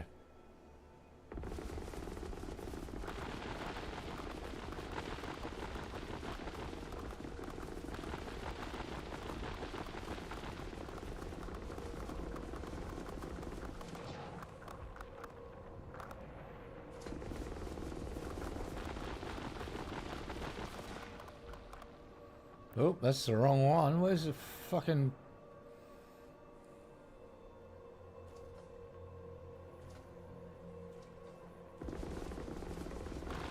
Oh no, we're good. We're done here. What are we picking up?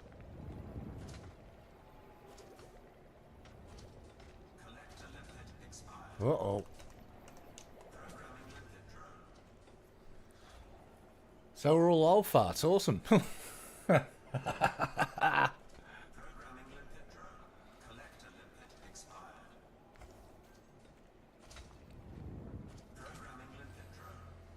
Now, I'll tell you what though, I do want to say thanks for stopping by and hanging out with me for a while. I always appreciate the company when folks do a drive-by and hang out.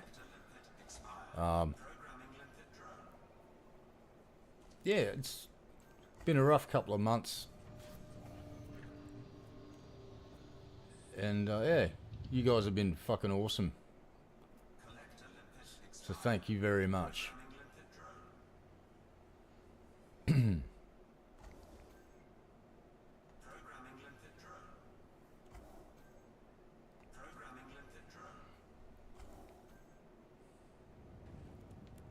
Alright, we are done here collecting, so let's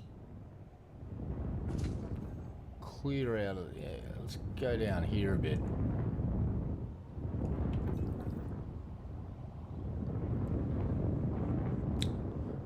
Why am I hungry? Last night at about 9 o'clock I ate a goddamn pizza and a big vanilla malt milkshake. This morning I hit the bakery 3 hours ago and I'm fucking hungry again, and all I've done is sat down and played video games. Like, am I becoming a fat bastard? Oh, I appreciate that, mate. Sometimes I'm a miserable prick. The bipolar disorder gets the better of me sometimes. So what I've been doing is, if I'm having a bad day, I won't stream. Because when I'm having a bad day, I'll usually start complaining. Kind of like when I was playing Robocop. I was not having a very good time IRL. And that really flowed through to me playing the game. And no one had fun then.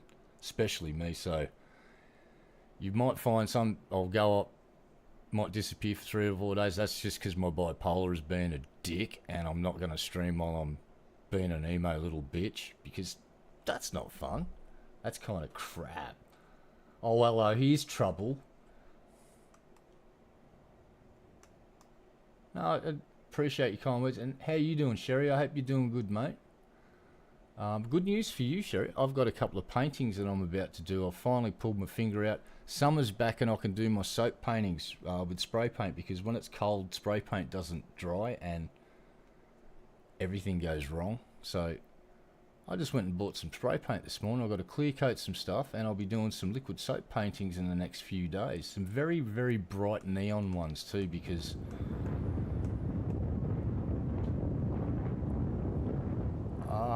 I guess I'm a child of the 70s and I like bright colours. So thanks, Mum. Right now I'm doing pretty good, mate. It's been a rough couple of weeks since my mate John passed away. I've been sort of a bit of a morbidly depressed bastard and a bit cranky to be around, but I've realised that, so I'm kind of trying not to be a miserable cranky bastard. Because I don't think my friend John would like me being a morbidly depressed cranky bastard just because he dropped dead. And that's what John would tell me. He said, what are you doing? You're still alive. You should be doing stuff. Stop being a morbidly depressed bastard, or I will come back from the dead and sit on you. And I am a big fat bastard, so you don't want that happening.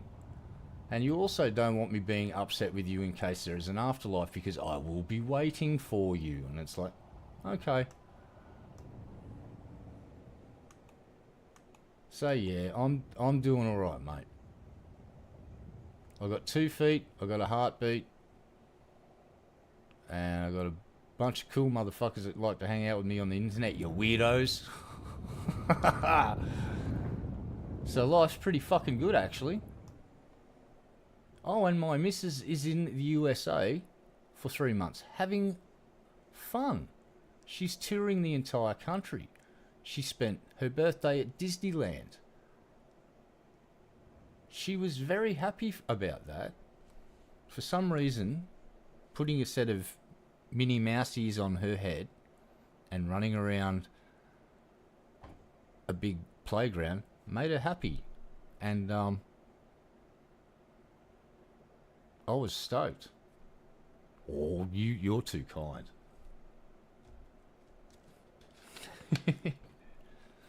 So she's over there having a blast. I'm home alone, kind of reverting into a feral teenage version of myself.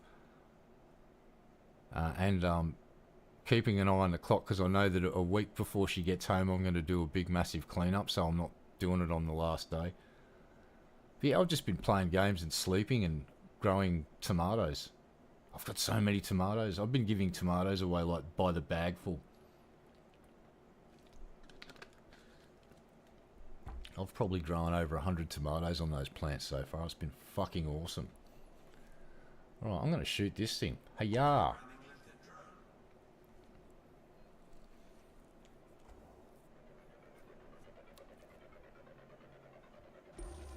Eventually, oh hell yeah. I definitely want to come to America. I just need to save up for a couple of years before I do it.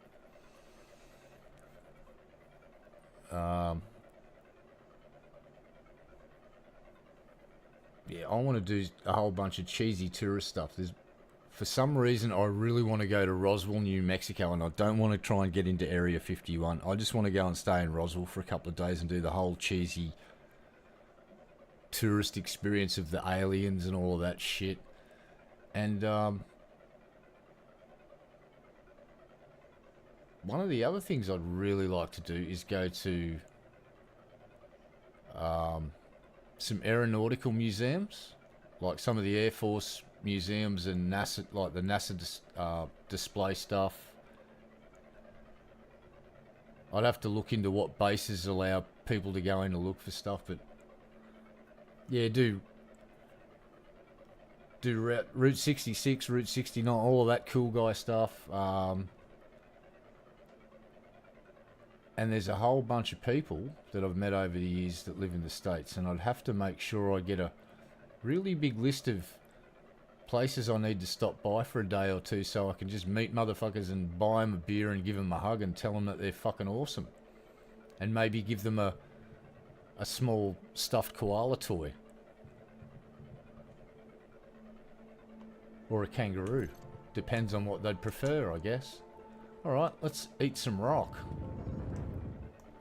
42.3% painite. Let's jack up that fucking laser. Actually, let's get over this way a bit more. About there. Yes, I like this one. Go. Chop at it. Let's go.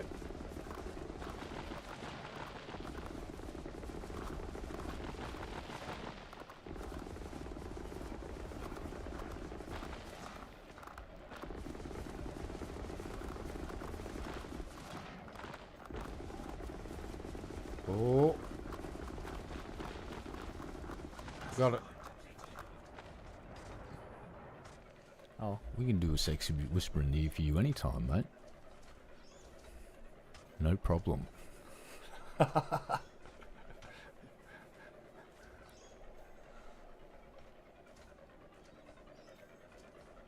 Painite refined. Get me my stuff, little dudes. Good God, time flies when you're having fun. Been streaming for 2 hours. Holy shit. How much stuff have I actually mined? Nothing. Bugger all. Waffles the Clown has been talking a lot though. Fucking hell. Oh shit. It's Waffles the Clown.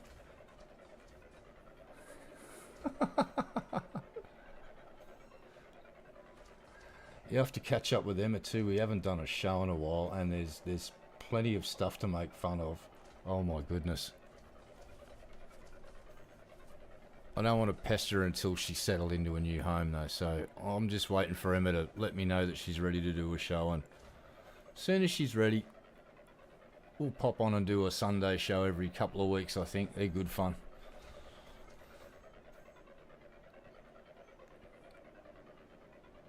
Yeah, it's good fun hanging out with Emma. She is a fucking hoot.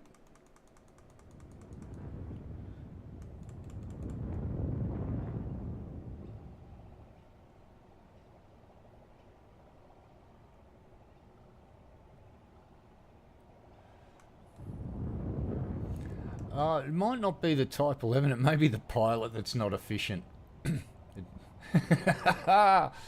Maybe the pilot's screwing around. No, you can angle this thing right to use the rotation of the rock so you're not annihilating the chunks. I just haven't quite sussed that out yet. And I must admit that I am just kind of fond of shooting the shit out of rocks randomly. I'm a weirdo.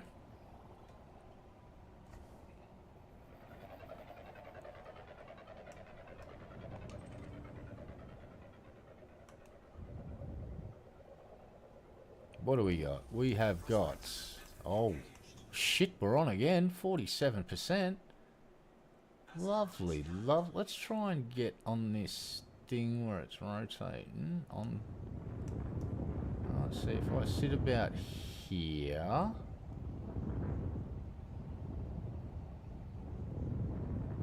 I'll park about here... Actually, no, let's go this way again. Up, up, up, up. And then stop. And now we're going to go What this? Alright, we want to get on the axis of it spinning, so about...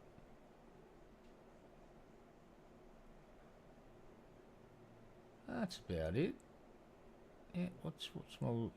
Gotta watch my prospect. Alright, so he's going pretty horizontal now. This is good. So we've found the rotational axis of the rock. Hey, flat earthers, you should. I've watched. Oh, now, God, I've just remembered this video. There's this flat earther named fucking Chris. He's got silver hair, and I watch him on Creaky Blinder and several other Culture Cats. And this guy, a video he made is one of the dumbest things I've ever seen. He's going, how do rockets work in space? There's no air. There is no air in space, so they can't work. It's like, what's rocket fuel made of, Chris? What's one of the components in rocket fuel? Oxidizer? What does that do?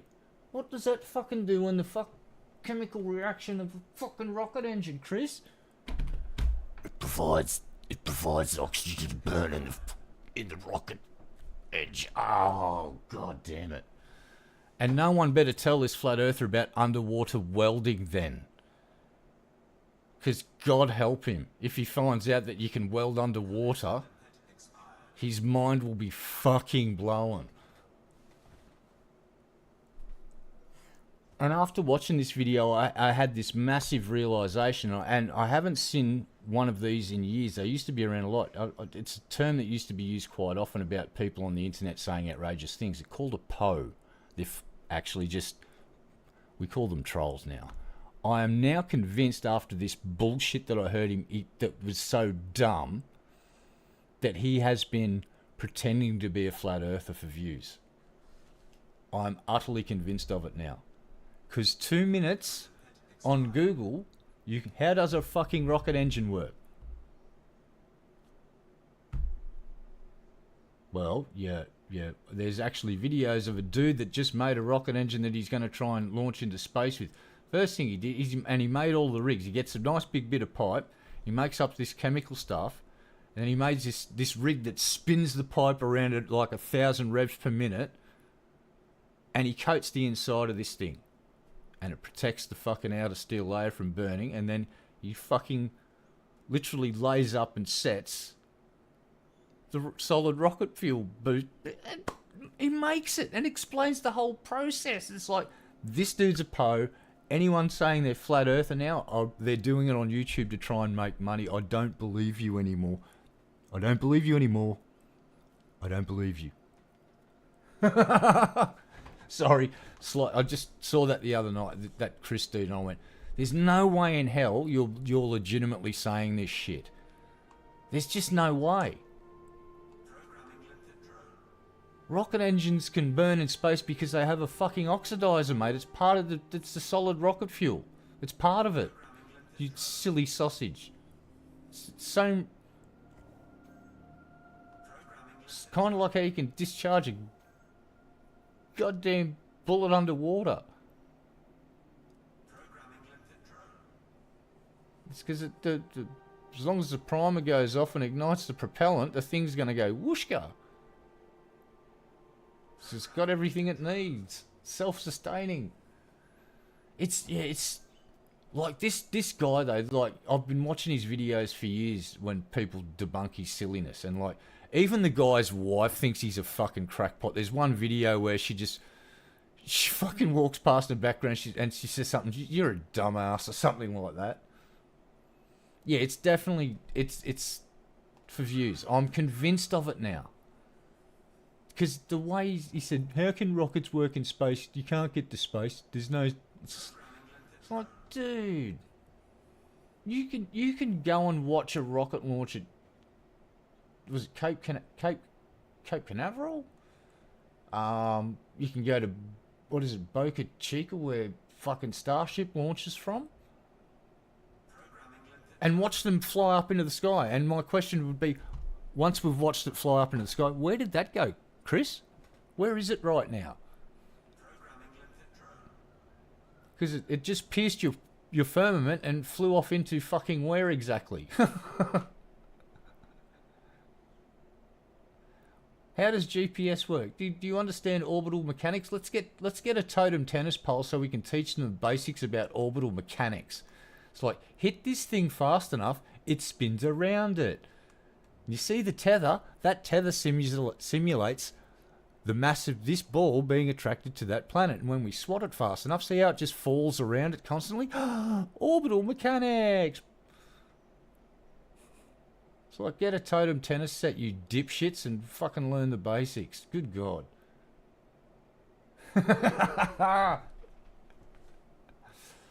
Oh, man. I've got to fucking do a brew now because the stupid is fucking real. But it's... the things people will do... is he getting ad revenue from this, or is he just doing it for the views, or is the view count the thing? Like, my main motivation for streaming on YouTube was my friend Landon wanted to watch me play a game,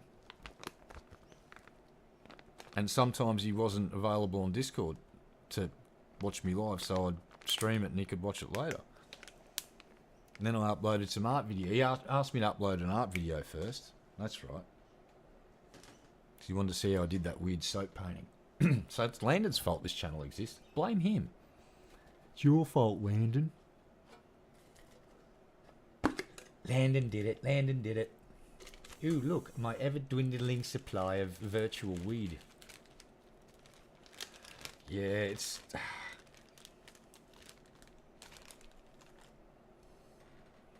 it's just... I guess it's got a lot to do with... well, it boils down to education, I guess, and upraising. Like, if you're brought up in a place that teaches you that the Bible's legit, and I'm not trying to shit-talk Christians here either, I'm just trying to get a perspective on this. If you're brought up and raised and told by adults, all the adults around you, that the Bible's legit, fair enough, and that some will actually try and argue that it's scientifically accurate, but I can actually prove that it's not. Really easy, and I'll do so right now for you kids. God said, "Let there be light." Then he created the sun, the stars, and the moon. Problem: scientifically speaking, you cannot have light without a light source. The light source needs to be created before the light. And when I confronted Answers in Genesis, didn't confront, I talked to the lovely lady doctor at Answers in Genesis about this, and her ultimate reply was, and I said to her, how can you have light without the light source? And her reply was, and this is her scientifically accurate explanation, God is the light source. I've just proven that the Bible is not scientifically accurate, but the Bible is there, and I'm not trying to say it's not true. Beliefs are beliefs, and that's cool, but when you hear people say that it's scientifically accurate, it's really not, and I've just shown you why it's not, because you can't have light without a light source. So the Bible's cool, not scientific, but don't try and say to people, oh, but it's scientifically accurate, because it's really not.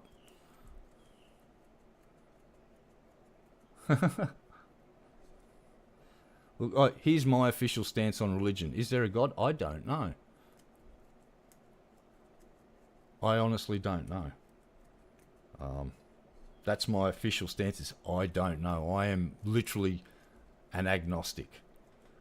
I'm not an agnostic atheist, because God might exist, and God might have just chosen not to reveal his presence to me for whatever reason. I don't know. I don't know. And it's the most honest answer I can give, is I really don't know.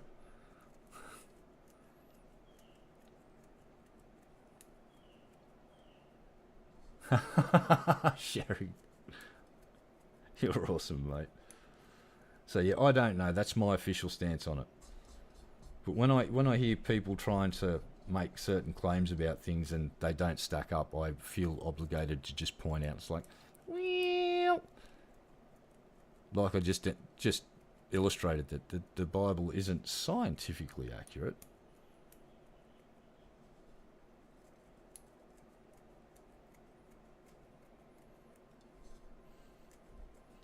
All right, and it's not me saying Christianity is wrong. I'm just saying, yeah, the people that say that the Bible's scientifically accurate may be stretching a little. Just a little bit.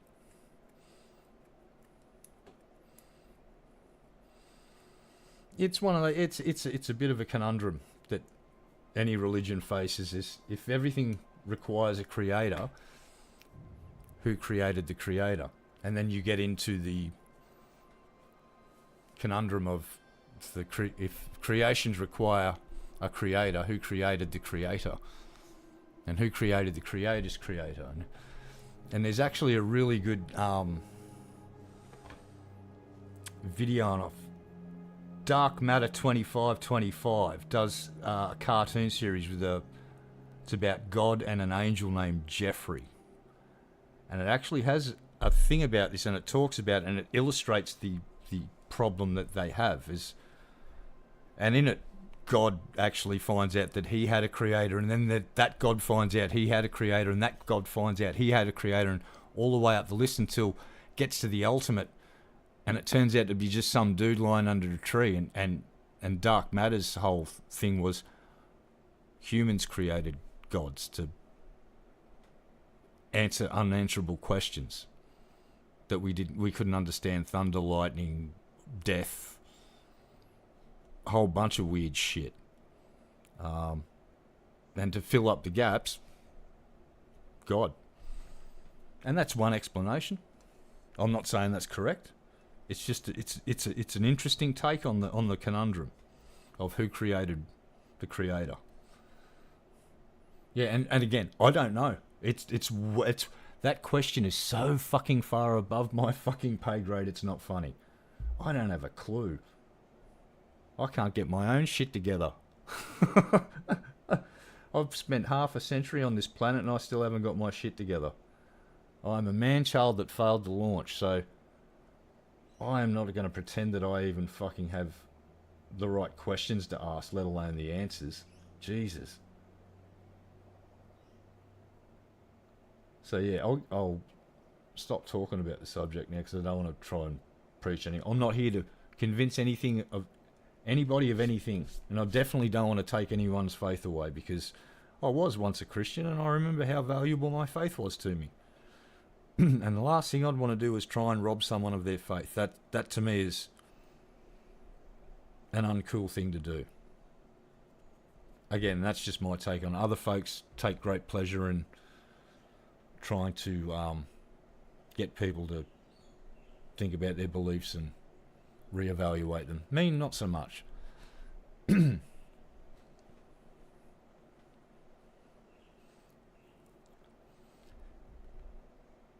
Yeah, look, the existence, the whole the universe could be cyclic. I've talked about this with Landon, the nature of the universe, the Big Bang, because what we know is that there was... How do I put this? Because I want to get it really basic. So we sort of had everything was concentrated, and then there was a rapid expansion, and then the light switch got flicked on. And what we do know about the universe that we reside in is that, funnily enough, what we assumed was not actually right. The wavefront of the universe is still expanding outwards, and it's increasing in velocity.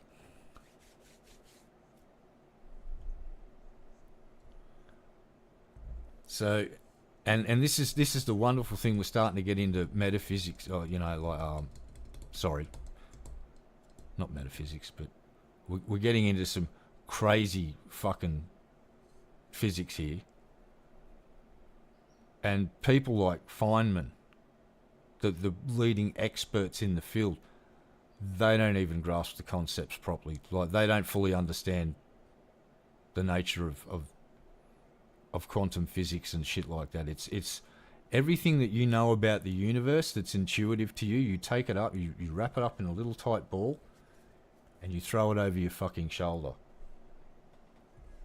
And like the introduction into quantum physics at this university was just like, I'm your lecturer and I don't understand quantum physics, and my goal is by the end of the first week, you won't understand quantum physics either.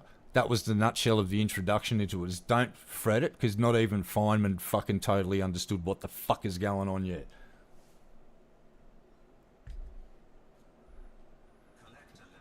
Well, they are now theorising that there's a fucking physicist on... Oh, is he a physicist? Quantum physicist? Brian something, this pommy bloke. And they surmise that everything that gets drawn into a black hole, think of it as kind of like a fucking big hard drive, and it's storing that information. Now, the trick is, can we decipher that information and then somehow extract it at a later date? As we understand the universe now, oh, fuck no. No. But we also do understand that not everything that approaches the event horizon of a black hole will be sucked in. Physics. Right? If you come in at a shallow enough angle and you've got enough velocity, skip like a fucking stone apparently, in the right circumstances, you won't cross the event horizon and get spaghettified. But the problem is when you're playing around your event horizons, that's when we start talking about time dilation and shit, and shit starts getting freaky deaky. Brian Cox is the gentleman's name. You fucking... Thank you very fucking much. But they think, they have a hypothesis that these things are actually just not destroying, but somehow like compressing data on a drive would be a comparison, a really piss poor one, but that's one of the hypotheses I've got, that these things don't destroy the information, that they're storing it, for lack of a better term. So that's kind of something wild and wonderful to think about. And then there's some of the other hypotheses. For every black hole there's a white hole, but they've also learnt that black holes now and again will go blank and release massive amounts of X-rays from their poles.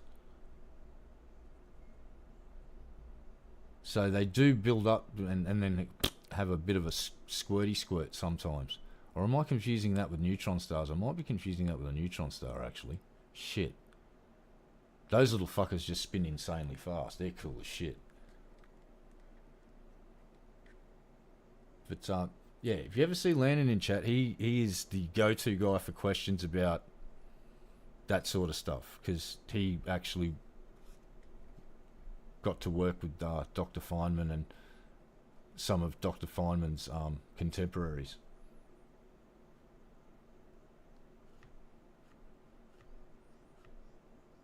Yeah, well, they there's Hawking radiation. It turns out that black holes, if left alone long enough and they don't absorb anything, slowly dissipate over time. So imagine you got the black hole.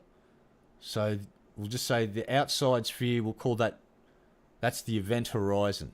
So every now and again, what will happen is this Hawking radiation will go bloop, and some of it will appear outside of the black hole and the other bit will appear inside, and that slowly, just one little bit at a time, goes and dissipates tiny amounts. Yeah, I've got one. Landon bought me one of Feynman's books.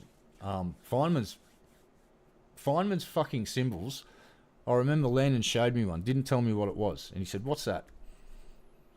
And when I get put on the spot, I have a big, massive spike of anxiety. So I sat there for a minute, just not saying a goddamn word, going, "Oh fuck, oh fuck, oh fuck, fuck, fuck, fuck, fuck, fuck, fuck, fuck, fuck, fuck, fuck, fuck." I've just been put on the spot by Mr. Big Brain, and I'm looking at this symbol, and I'm looking at it, and I'm looking at it, and I'm looking at it, and my caveman brain just grasped and went, That's a matter-antimatter interaction. And the only bit I didn't get was the little X-ray that skizzes off to the fucking right at the end of it, and that goes on and smashes into another one and starts the next matter-antimatter thing.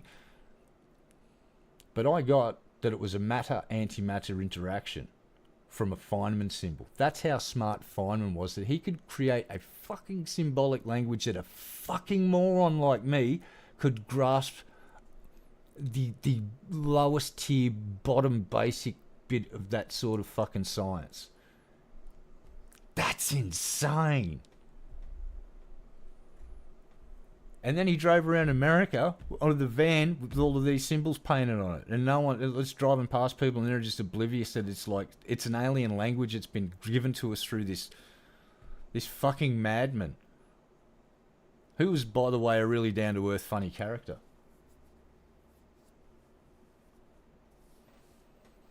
Yeah, it was crazy. And like, I love science, but I'm not very good at science. I'm a huge science fan. I fucking love learning shit and learning about like silly things and biology, and I just learned about the life cycle of certain caterpillar that lives in the Arctic tundra. Thing lives for 14 fucking years before it turns into a goddamn butterfly. It's like, what the shit? Was amazing. Then I learned about the red dart frog today, how its tadpoles are raised 40 meters in the air in the tree canopy in bromeliads that grow on trees that have filled up with rain. This frog will deposit its tadpole into one of these bromeliads and then tend and care for it, and climbs up the goddamn fucking 40 meter tall tree, and it's an inch long frog with the tadpole stuck on its back. Fucking amazing. Science is epic. Nature's epic. Everything's pretty epic, actually. But, yeah. I've finally trained my algorithm so it's not pumping me full of AI shitty shorts. It's like segments of BBC wildlife documentaries and stuff with Attenborough talking over. It's like, and here we have the dart frog climbing 40 metres in the air. This is like a human being climbing up the outside of the Empire State Building with a child attached to its back. Fascinating. It's like, oh, fucking hell. Like, that's a little hardcore frog. It basically, think of a human being, some lady that wants to take a kid to a safe place to raise them, climbs up the exterior of the Empire State Building with the child strapped to their back. Fucking crazy. Watching packs of great white sharks hunt seals up, usually solitary animals coming together and working in groups of 10 or 12 to herd seals into this place where it's a rocky cliff where they can't get out of the water, and then all grab a snack. That shit's crazy. Watching a pod of orcas and the fucking the matriarch of the group giving out orders while the rest of the fucking group's using these decoy whales that swim out the front with their fin exposed, saying, look at me, I'm a whale, I'm going to try and eat you. Meanwhile, there's other fucking orcas flanking on the left and right with the matriarch standing out in the deeper water giving orders to the fucking pack, hunting up fucking awesome shit. Yeah, probably. That you look, if we could, well, even if we had a full nuclear exchange, humanity would survive. Would just be knocked back to the fucking a fair bit. Hopefully we get to the point where humans realise that together we achieve more. We had an international space station. If the Chinese played a bit nicer, they probably would have got an invite too, but at the time they weren't playing very nice and everything. Look, I want to get my Star Trek on, I'll leave it at that. There you go. Let's get our Star Trek on. Hey, never ever apologise about making a spelling mistake. You are doing a better job of spelling in English if it's your second language than I do when it's my first. So don't ever worry about that. You're doing fucking great. Like, I can say a couple of other words in other languages, and one or two of them, like, I know what they mean, like konnichiwa. It's like Japanese hello. Or actually, what is it? It's Ohayo gozaimasu, good morning. Konnichiwa, good afternoon. And is it, oh shit. What's good evening? Konbanwa? I fucking forget. Well, it has been 35 years since I did Japanese lessons, so understandable.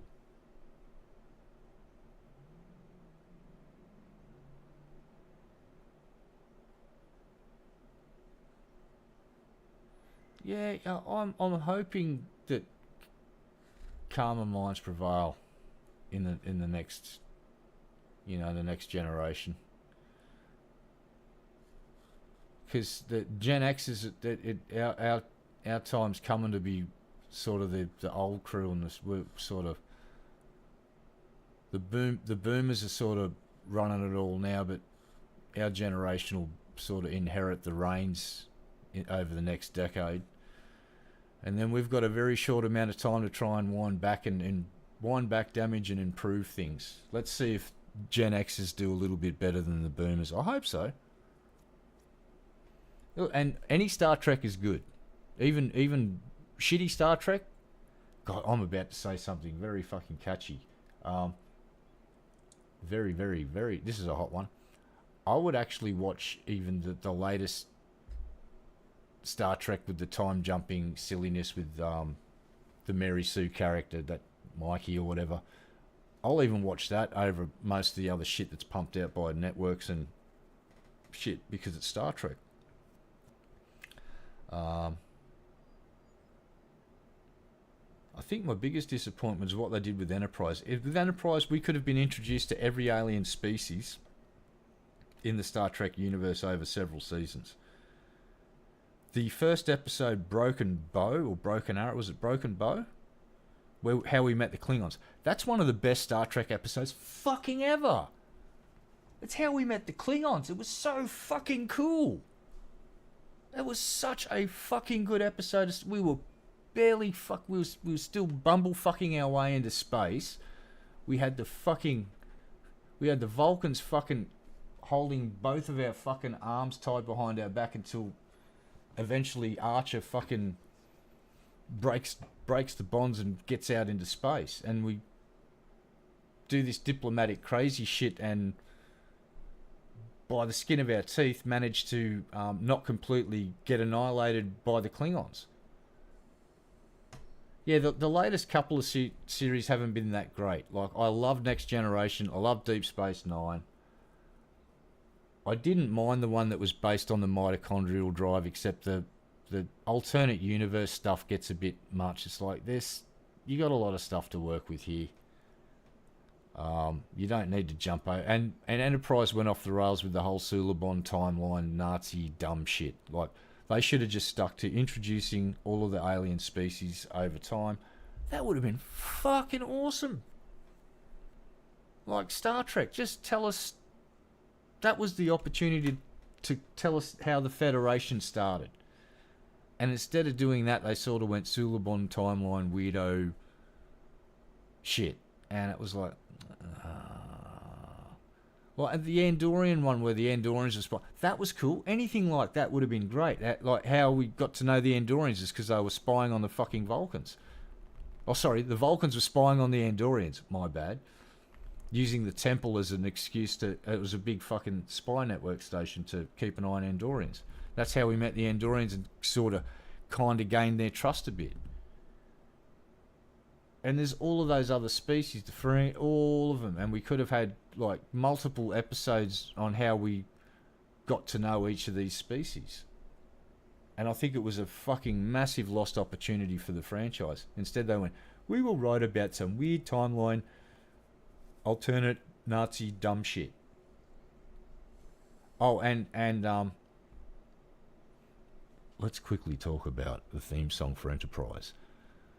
This is an example of what happens when whoever was in charge of that project listens to their wife / 14-year-old daughter, who said, you don't need one of those cheesy orchestral fucking songs to introduce this one. You really need something that...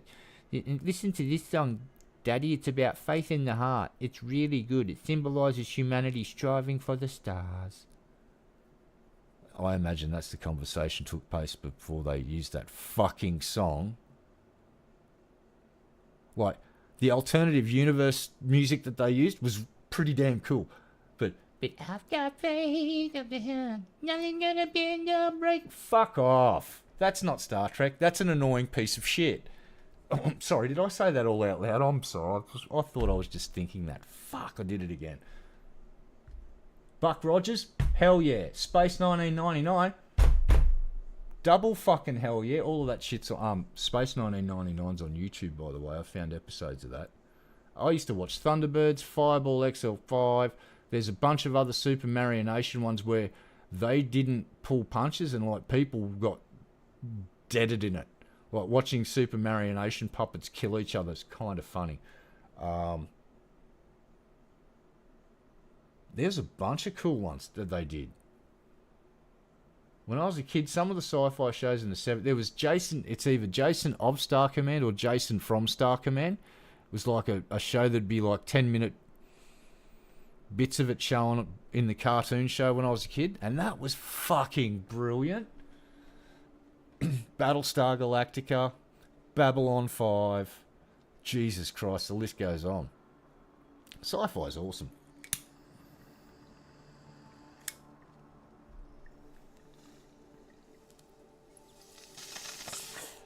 Firefly, Farscape. Farscape was good. Farscape was fucking good.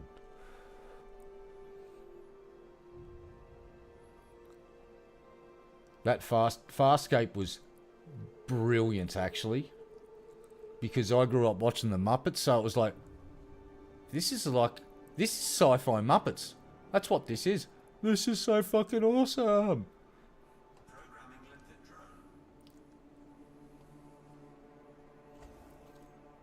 Firefly, they did that so wrong. By just, and I don't mean the cast, I mean by not making multiple seasons of it, they fucked that up. And then the movie was fucking epic. And then they killed him. And that means no more Firefly, which is, because if you could bring that cast back into a movie right now, they would make bank. All Hollywood's got to do is stop rushing writers to write stuff. It's like sometimes it takes 10 years to write a really fucking good script for a sequel. Yeah, hey, look, I may be a bit of a fan of Battlestar Galactica. You may have noticed my avatar. And there is a guy in America that's reproducing Cylon helmets, and for about $500 American, I can get the kit for him, and for probably, I'd probably have to offer him $750 for a fully finished one. But they're a wearable, fully functional Cylon helmet molded from one of the original ones. They're brilliant, and I need to get one before I die and just have it on my mantelpiece. I wouldn't wear it for streams or anything. It's like, fuck that. It's pretty apparent that I'm a dickhead from Australia and not actually a Cylon, so that'd be pretty pointless. So I should probably mind this fucking thing instead of talking a lot. Or I could just keep talking. Shut up, Red Eye. Fucking mind that fucking rock. Oh, calm down. No, you calm down and get mining, you asshole. Jesus Christ, been here over half an hour. I haven't fucking mined shit.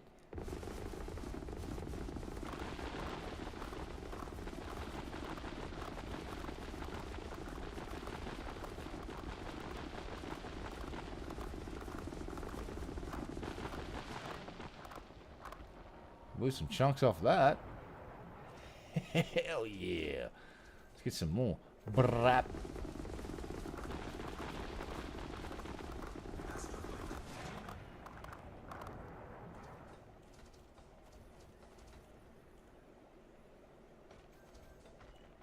Oh, Sherry, you're a sweetheart.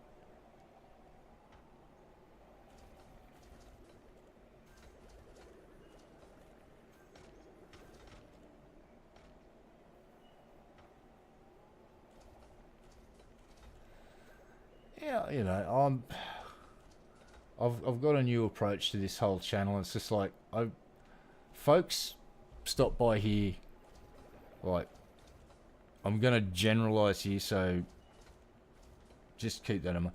Folks have busy days, working or keeping a house in order or whatever you're doing. You get busy days, and then you got a little bit of downtime, and you come here to relax and listen to me goof off, and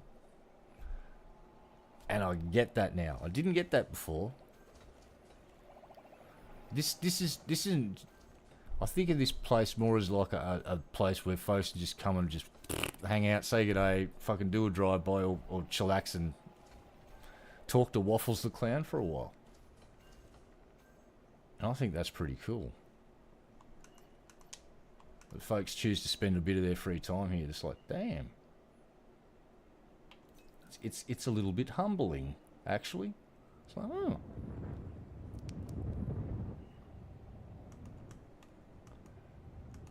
And it's kind of cool because for years I used to just sit here in silence playing games and thinking about stuff and never saying stuff. And now I just get to talk to a bunch of cool people that keep me company while I'm playing games. It's pretty fucking awesome.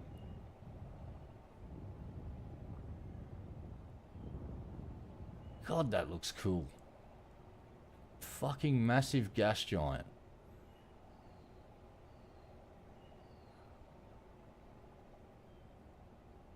I think we're going to shoot this one with a probe. I'm going to go boop.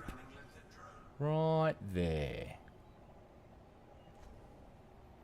Probe away.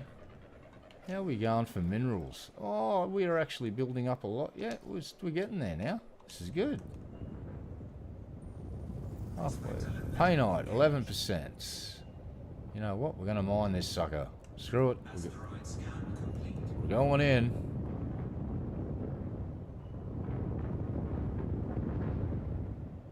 About here? Nope, not even close. Let's go down to here. Better. Oh, yeah, we're nearly... Yeah, we're on the hub now. Nice. Oh, I think reality distracts me from everything. It's like, ooh, something shiny. Squirrel. I squirrel really easily. So, ooh, shiny blue thing, squirrel.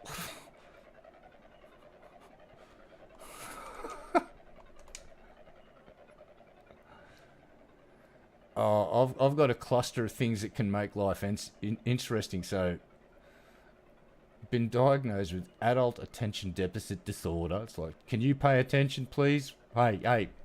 Over here, hey, but it's like, Leonard basically has to fucking constantly shepherd me into conversations or I just squirrel all the time. And he does it so politely and so casually that I don't even notice he's doing it 99% of the time. It's funny as fuck. Alright, let's power this weapon up and let's chop away at this biatch. But yeah, I squirrel. And I don't mind. I like it.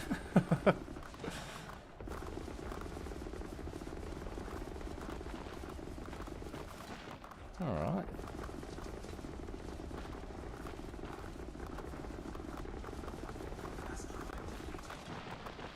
Alright, so if I keep the thing moving like that, we are going to increase efficiency a decent amount. Yeah, oh look. Chat here are fucking great fun.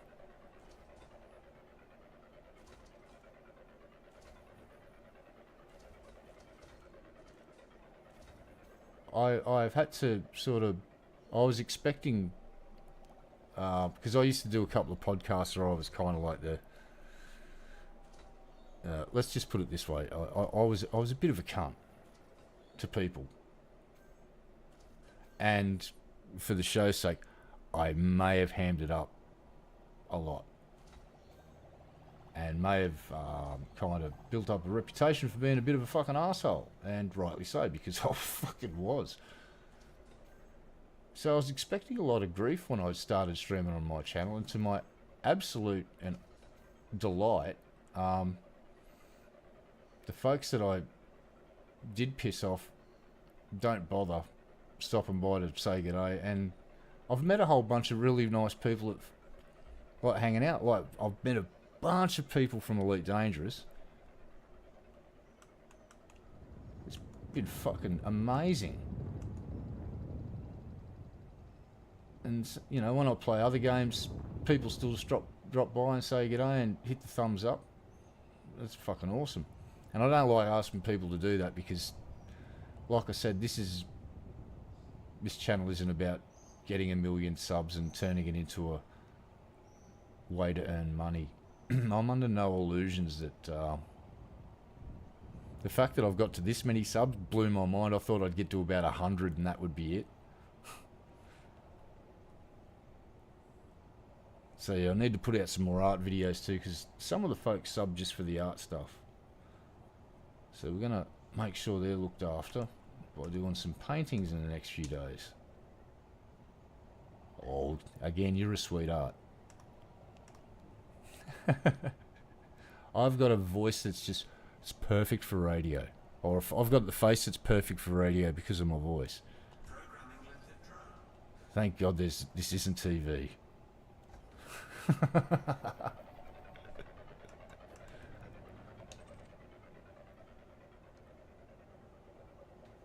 Alright, what you got, Spinny Boy? Oh, I see a surface deposit there.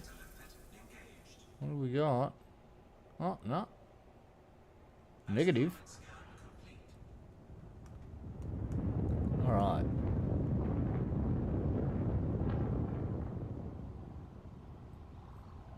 Let's keep on trucking. Which one? I think this one. Oh, nothing special there, mate. I have appeared on one podcast for about 5 seconds.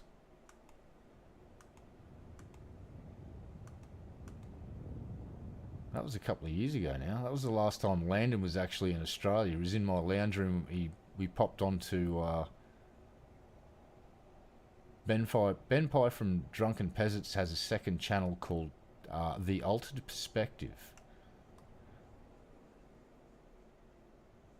And if you can work out the last time Landon was in Australia and you can get the date, you can go back to the TAP episode and you'll see me for maybe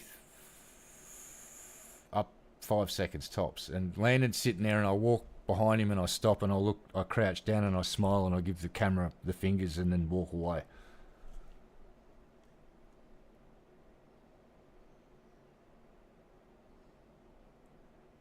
Just I could do that.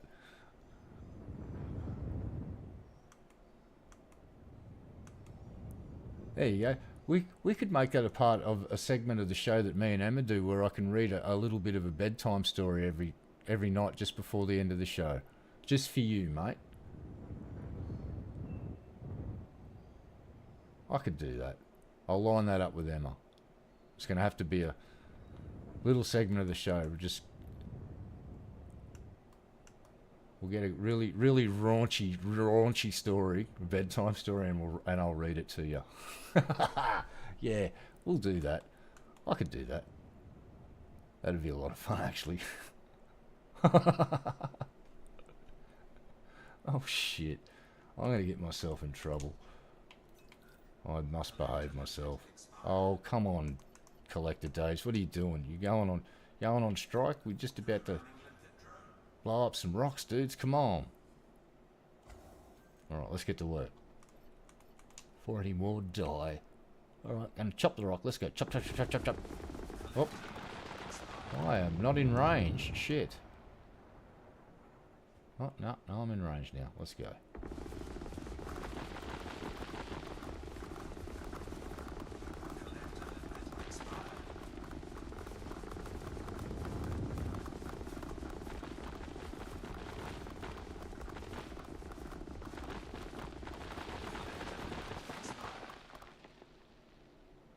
They're not collecting. Oh, wrong rock. Shit. Oh, where's the fucking probe? What am I doing?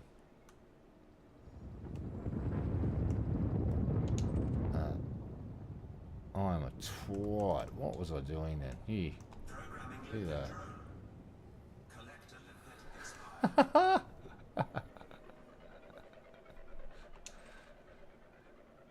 No, I'm actually going to ask him if we can do that. That'd be a lot of fun. May as well cash in on what one God-given talent that I've got, which is this voice. But I think we should just thank I don't know, Peter Jackson, Bourbon, and my weed dealer as well, because they're partly responsible for the gravel.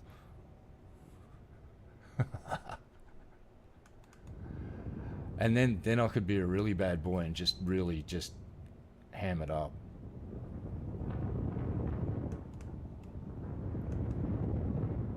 Yes, I will be talking to Emma about this.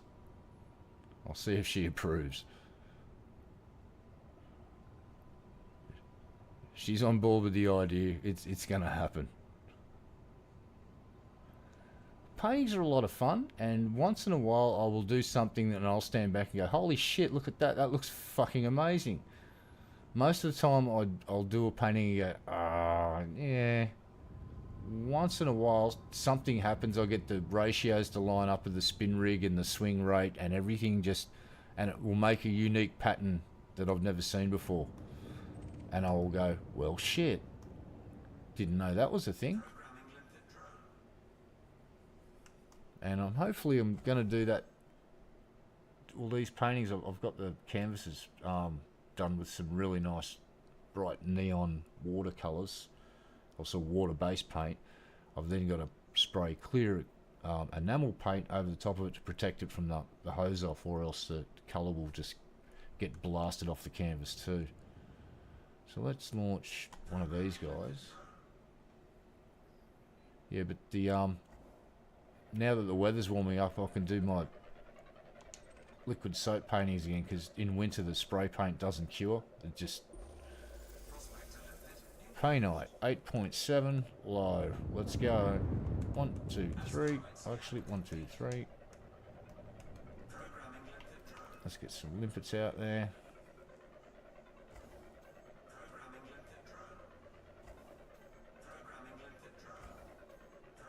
Launch the limpets.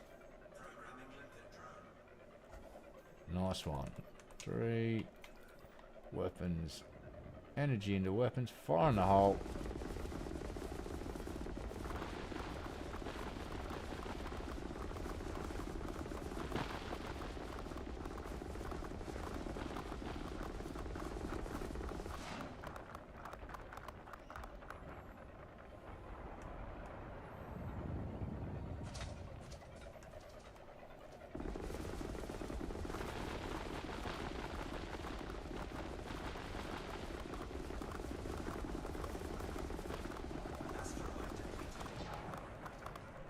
That seems to be working.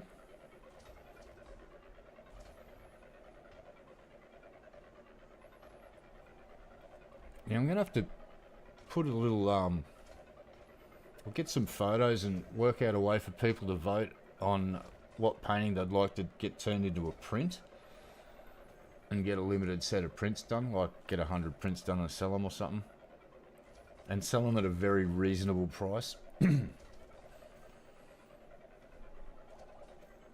Because I've had a lot of folks comment on a couple of paintings that they'd like to get prints.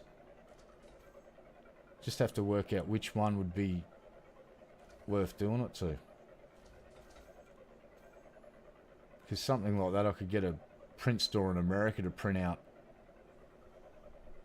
a certain batch, a certain amount, and somewhere in Europe could probably do the same. Because posting them to America would just be so bloody expensive. Especially if they're still on a frame. Okay, let's keep mining.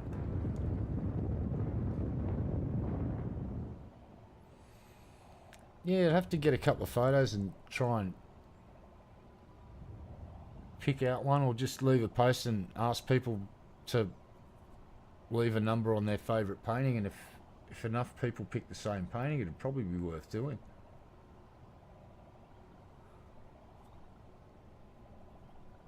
Because there's 3 or 4 that I think I might actually pull out and take a couple of pics of and see if people like them.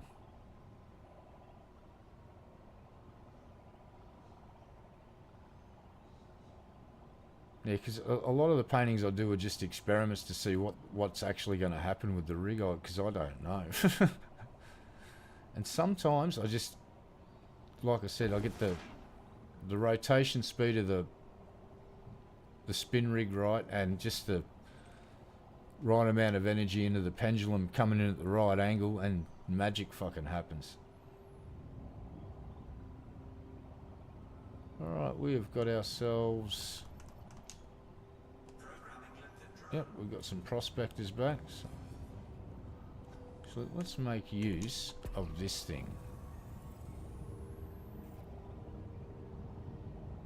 Oh yeah, there's a little glowy boy over there. One over there.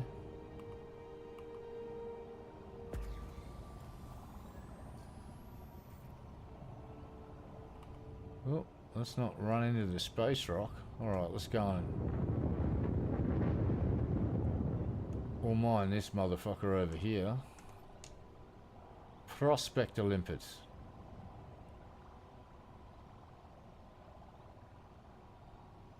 Screw it, we're going to launch on at full speed. Let's see what happens. Actually, let's bleed a little bit of speed off this thing.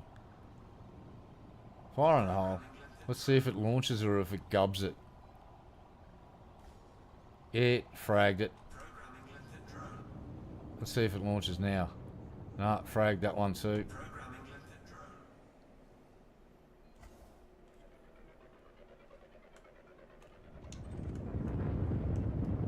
It eats my limpets. You limpet-eating son of a bitch. Painite, 40%. Booyah. Oh, we've got some subsurface material here. What do we got? Gallite, that's crap. Painite, we're taking that. Oh, 2 painite subsurface. Beauty. Let's fucking go. Haven't done a bit of substrate mining yet. Let's go. Line her up, son. Whoa there, Nelly. Calm down. Let's get in close. Come on now. Closer. Closer. That's it. And about there. Stop. Alternate flight. Stop. And drill, baby, drill. Let's go. Let's do it for Taco. Ah, shit. Shit. Fuck, it bounced off, but then it grabbed it. Oh, let me try that again. Fire in the hole. So it does bounce off and then it grabs. Yoink. Right, gotcha. Come here, you little shit. Let's go. Fire in the hole. So they bounce and then grab. And yoink. Oh, just got it. Nice. Fire in the hole. Drill, baby, drill. And yoink. Nice. Drill, baby, drill. Let's go. Excellent. Let's go. More, please. Oh, we bored that one out. So we go to this one now. Let's not smash all the chunks up. Calm down. Hey there, buddy. Gonna extract the chunks out of you now. Ready? Let's go. And boop. Nailed it. And drill, baby, drill. Boop. And again. Get to work, you little buggers. Quit your slacking and boop. Alright, mate. You have a good night's sleep. Here we go. Boop. Drill, baby, drill. Oh, this is going to be a hard one. And... oh, got it. Oh, good shit. And again. Let's try again. These singles are hard to get. And... bloop. Oh, fucking got it. And again.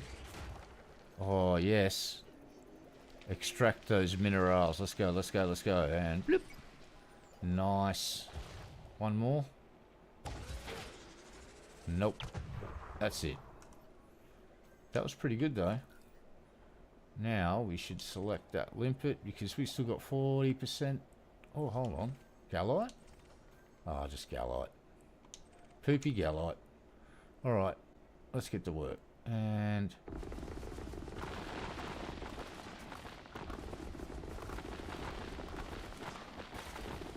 oh, don't shoot the chunks.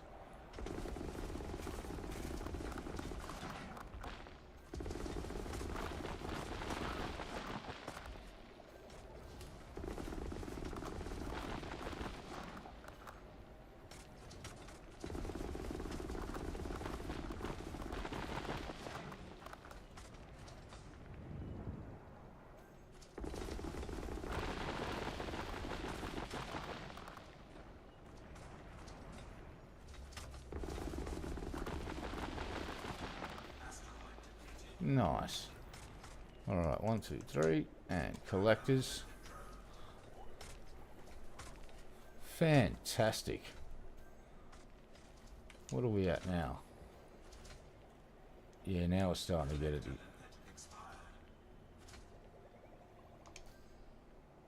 I have wasted a few limpets because I sat around being Waffles the Clown. That's alright.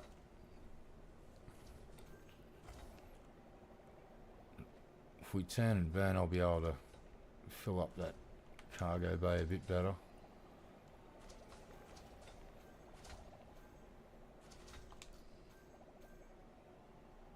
No valid targets, let's go.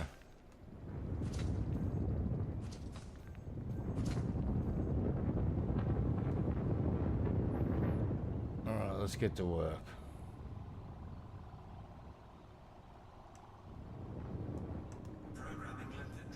Hit this guy, see what you got.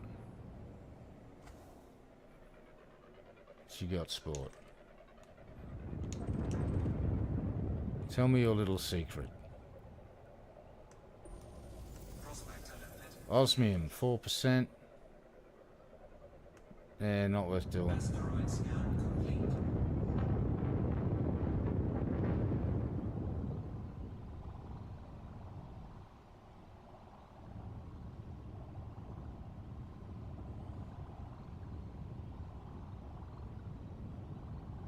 What do you got in your chunky butt?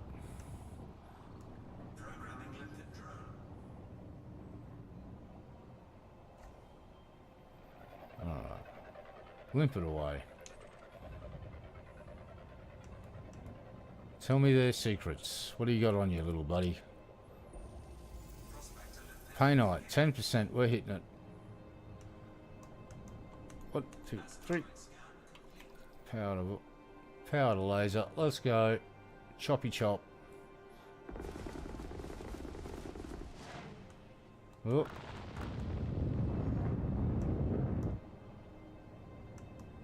So let's flip over and do it this way. Whee! Uh-oh, uh-oh, uh-oh. Oh, no, we're fine. Calm down, everybody. Everything's fine.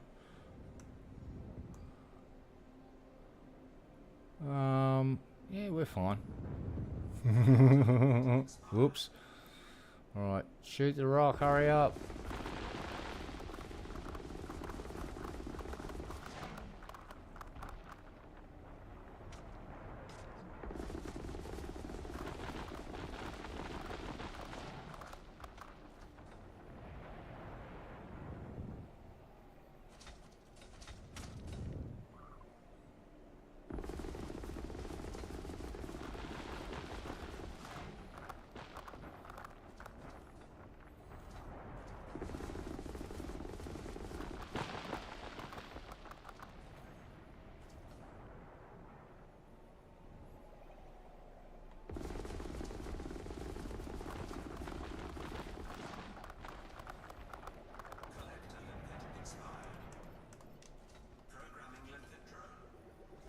Get to work, you little shits. Come on.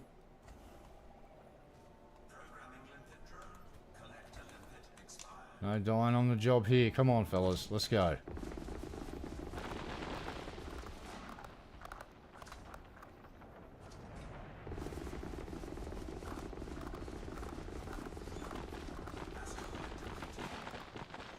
Whoa.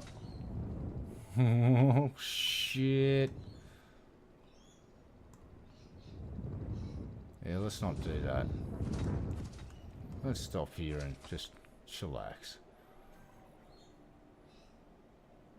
We may lose a few collectors here.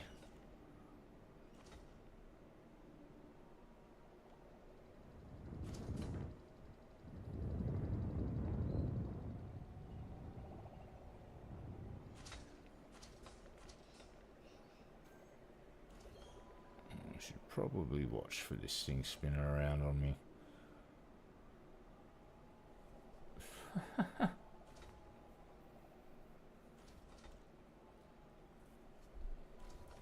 How we doing? Yeah, not our best haul. I absolutely muppeted the limpet management this time. Waffles the clown has cost us profit. Waffles is fired. You're fired, Waffles. Hand in your truck keys and your spacesuit. You're done here. It's like poor old Waffles the clown. He communicates through his little honk horn.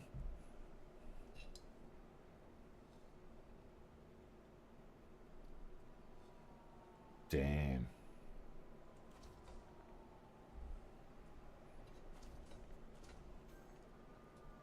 No valid targets. Oh, as soon as you get back here, we'll go and shoot another rock in the face. Hell yeah. Holy shit, 3 hours.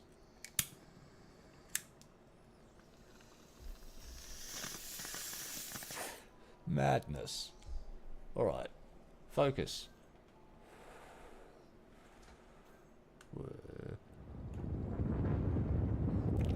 We're off. Flying through space. Looking for rocks to shoot. In the freaking face.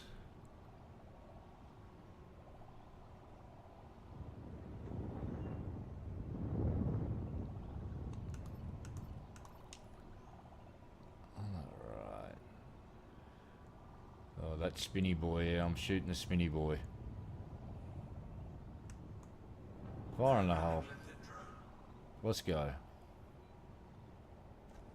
Suppose I could synthesize a couple of prospectors. It does cost minerals, and I'm trying to save up that stuff for engineering. So, big payday. Come on, we want plat. 9.3%. We're taking it. Oh shit. We are fast running out of fucking collectors. That's gonna have to do us. Power to weapons. Let's get on a good angle here. Yeah. Move in a bit closer. About there. Actually, let's just chop at the top here so they kick out. That's a good idea.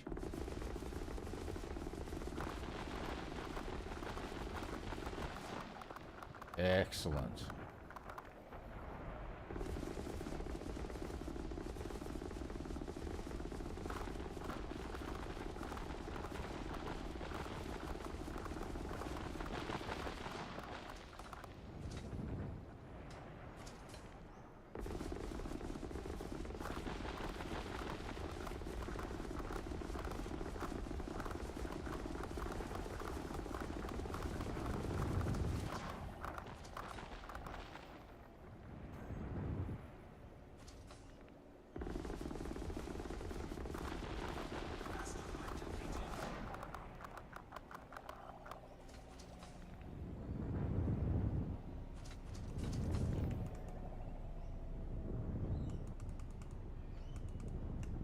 There you go, fellas. Grab that stuff. Let's go.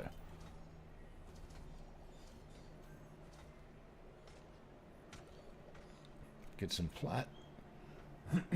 Good payday. Yum, yum, yum. Where are we at? 7 limpets left. Oh, yeah. We're slowly making up the shortfall.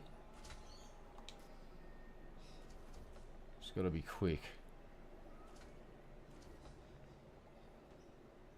They're diving right down, so let's get... Oh, no, let's not get that close.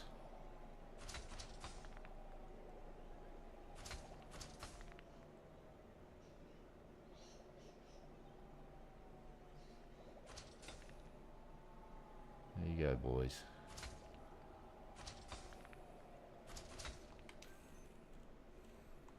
How are we doing?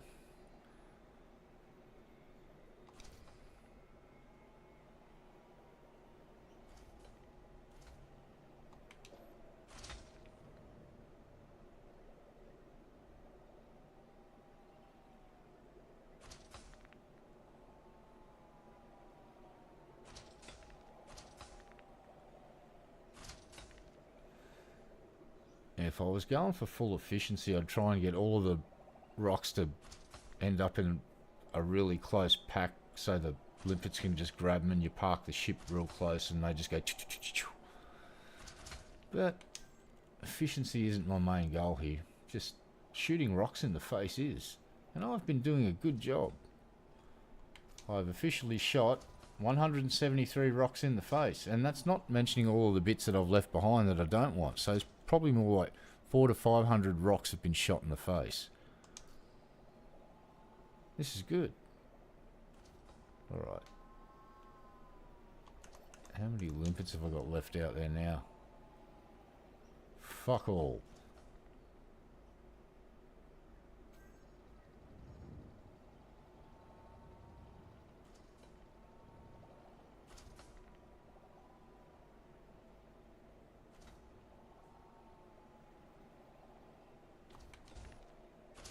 I've got to watch this fucking rock in case it clobbers me.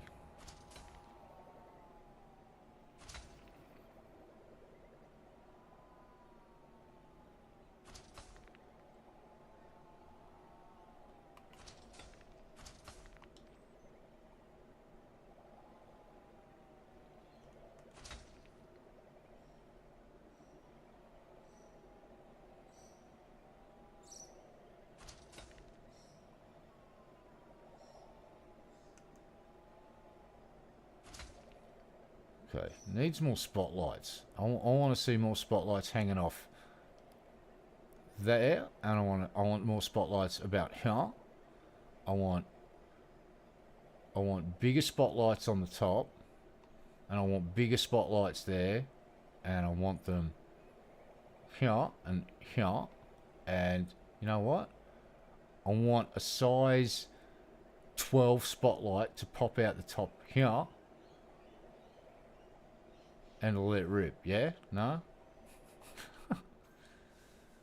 More spotlights. Oh. Shit, we need to get to work. Let's go. Ah, crap. My shields have just been... Damn, that took fucking that much off my shield. Okay. Hot damn.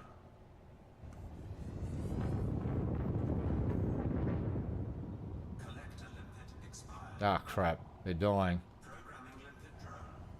They're dying. Quickly, find a rock to harvest before they all die. Quickly. Quick, try this one. Fire in the hole. Come on, buddy. You're going to be 48% plat, high content. And the other 52% is osmium. Let's go. Shit. It's high content, but wrong minerals. Come on, game. Don't do me like that. Time is short. My little collector days are about to pass away. They're about to kick the bucket. Painite, 25% low. We're doing it. 1, 2, 3. Juice up weapon. Get down the bottom here and get in close enough. Slow down. Boop, boop, boop. And let's go. Brap. Yep, that's kicking off. Lovely jubbly.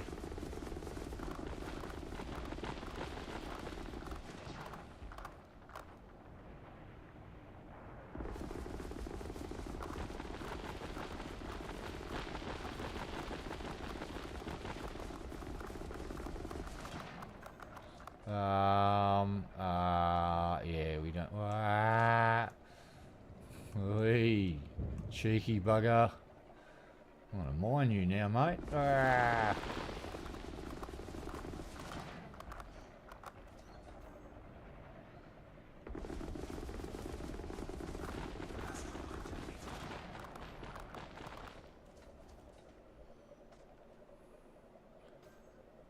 Right.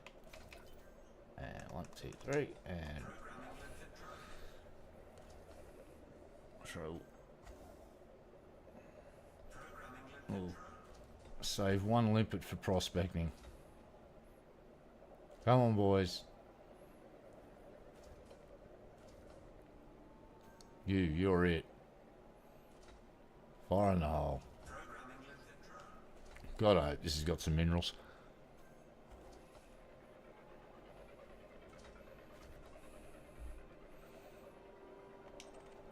Alright, so today Waffles learnt that he should take more than half of his cargo bay in limpets, because when Waffles starts to waffle, limpets will die.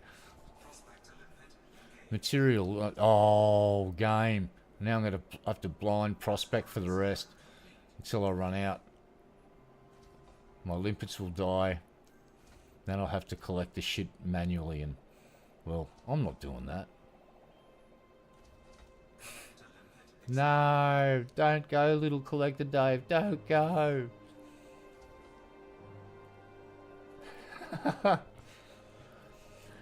So you're gonna have to EVA and collect those fucking chunks yourself. It's like, bullshit. F-Dead said no. See, look at the predicament I'm in now. If I could EVA, I could go out there and help the little guys. I could rescue the broken limpets and repair them, maybe. If only the limpet lemurs could help me now. But sadly, they're out of fucking radio contact. How many fucking limpets have I got left? Out of ammo.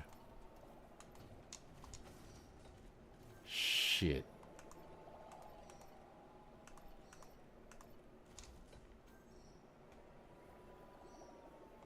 What are we up to in cargo? That's going to have to do us. We're going back short. Hang our head and zone. Damn it, Waffles. Look what you've done to us. No valid collection targets. Well.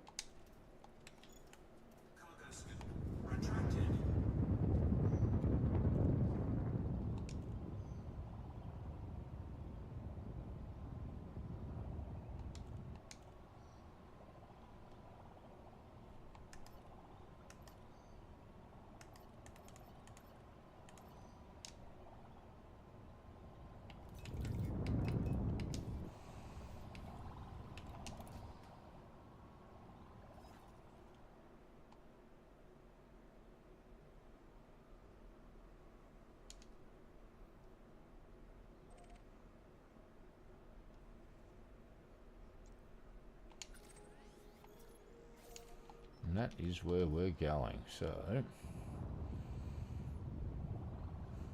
alright, little collector limpets, I release you from your life of servitude. You are now free. Free to go and start up your own little colony of limpets in that asteroid field. I wish you well. Build yourselves out a painite, because you'll be worth a lot of money then, and then people will come and hunt you down for your skin, and I will be one of them. See you then. Don't forget, evolve into something worth money. See you soon. Oh, and don't become Skynet. Don't come back and wreak revenge on humanity because we used you and abused you like tools instead of crap. Goodbye. Goodbye, little Daves. Goodbye. Oh, no, they're gone.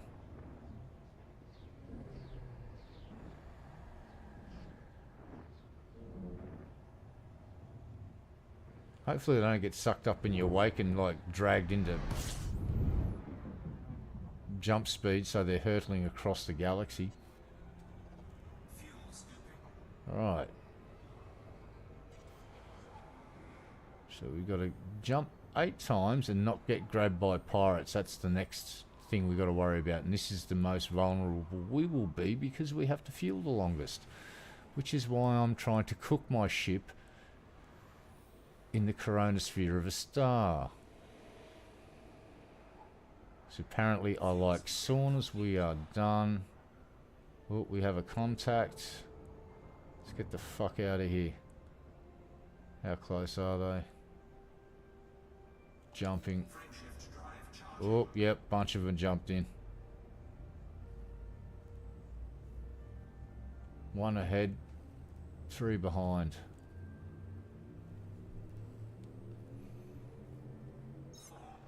We're good. Oh, yeah.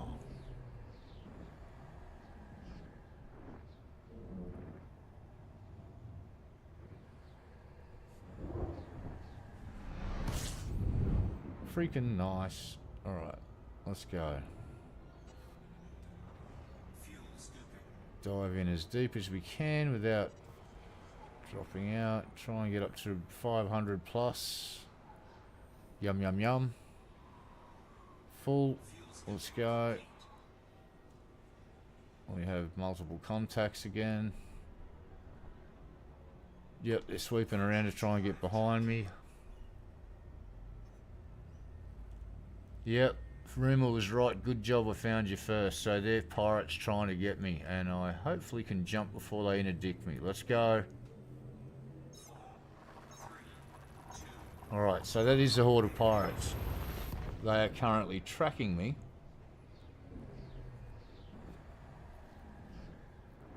And all I've got to do is be faster than them, so I've got to jump in, fuel up, and keep jumping before they get a chance to grab me. So, orientate ourselves so we do a half orbit around the planet, because that'll be enough fuel. We get in as close as we can. Get our fill rate up as fast as possible. Fives, there we go. 5, 7, it's full, and we are full. Cool down to below 40 and we can jump. We should have those contacts jumping in the next few seconds.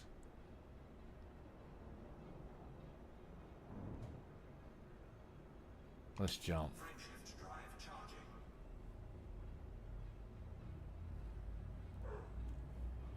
We're doing alright.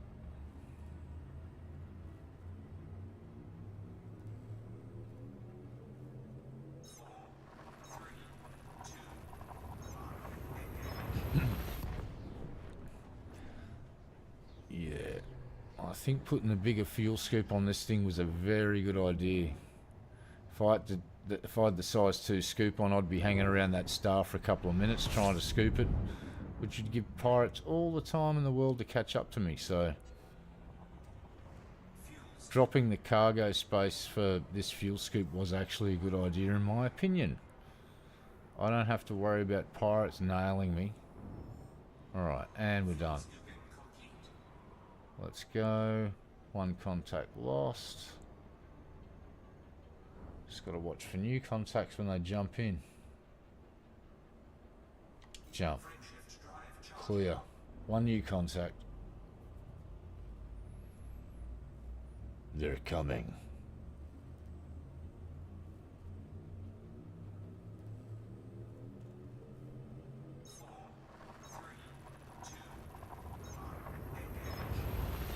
Hey, so it's just playing cat and mouse with pirates now.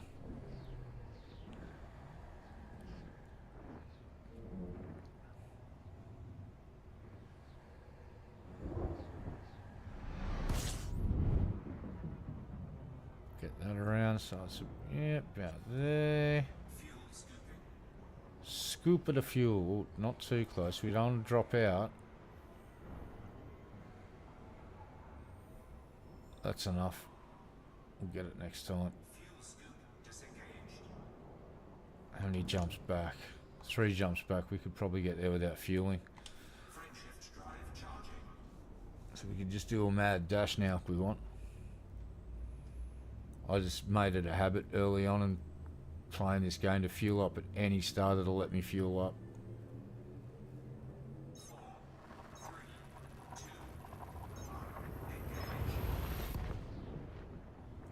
I haven't had to call the fuel rats yet, but goddamn, I've come close. Oh, I've come real damn close.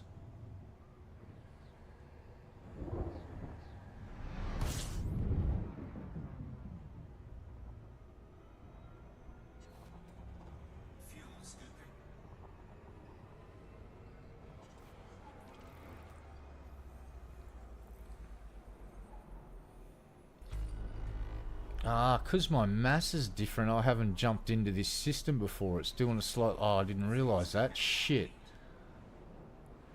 Right, I am jumping into systems that I haven't been into before. Interesting.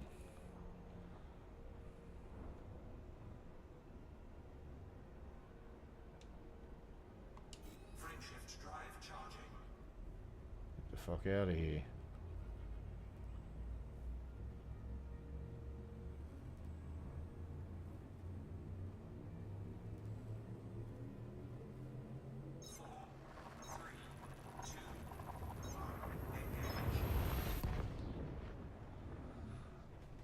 Let's go.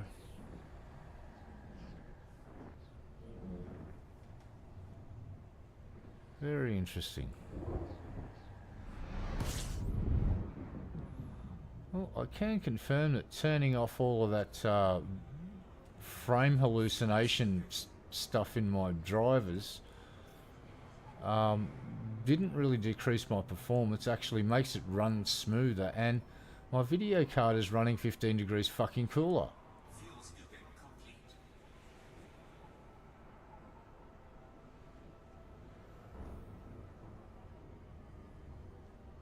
That's not bad.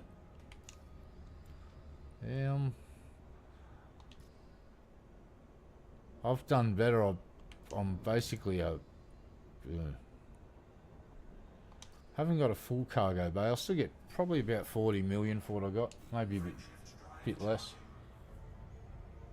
Yep. Oh, those buggers jumped into the system again.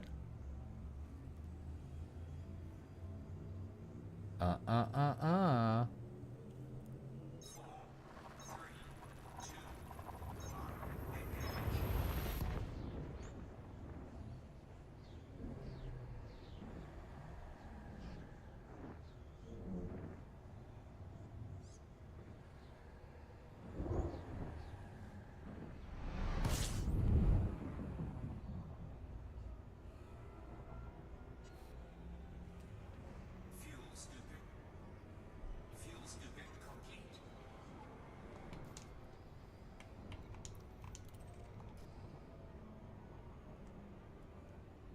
Warning.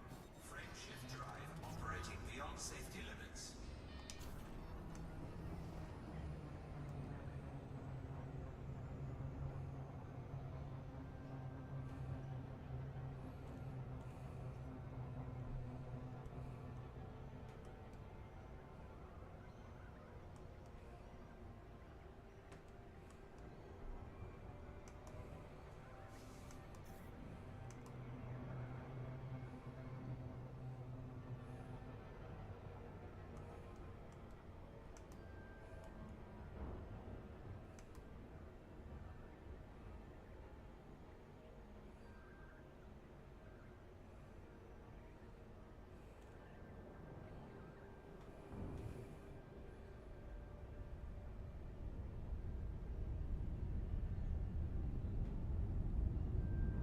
God damn.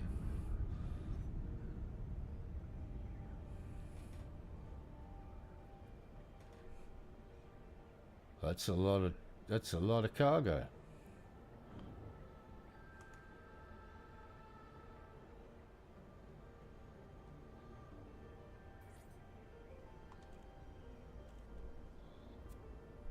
Let's see how I went here. Holy shit. We're here. Take one Delta Echo Alpha. Submit a request before docking and enjoy your visit, Commander.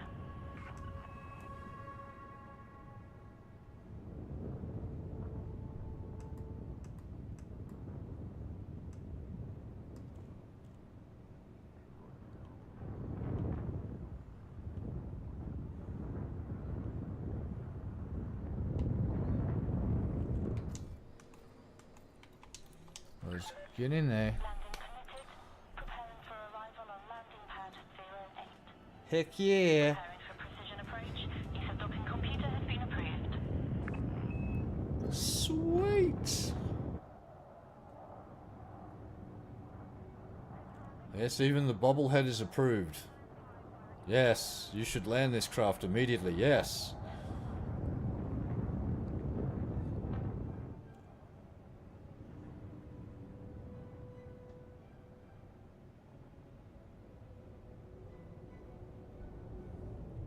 Bobblehead said go. So we go.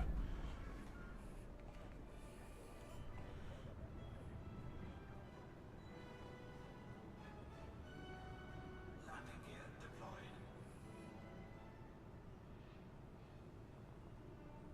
Yeah, they can take some freaking cargo, those things. Alright, we made it. Lovely jubbly. Alright, we did it. We did it. Yay. Touchdown. Commence system shutdown.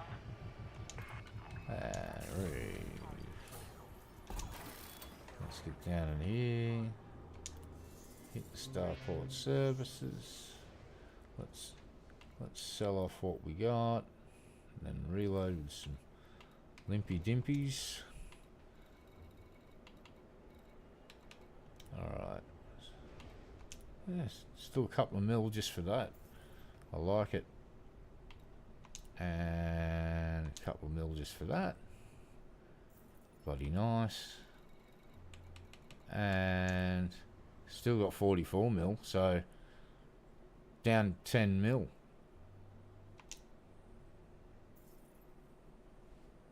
Yeah, so we still nearly made 50 million then just doing that. That's pretty freaking awesome. Alright, down into here. We will fix structure. Restock limpets. Except this time we will get a few more. So even if we have to eject them into space, they're only $1,000 each, so fuck it. Confirm.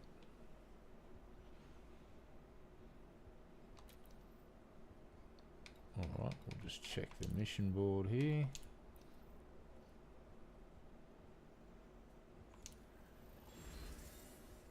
Alright. Sweet as, still in A tier hunt. Oh, damn. I'm gonna get a decent payday for this too at the end of it. 185 mil. Ho ho ho. Freaking awesome. Alright. Damn, I've been streaming for 3.5 hours. Or 3.5 hours, not free.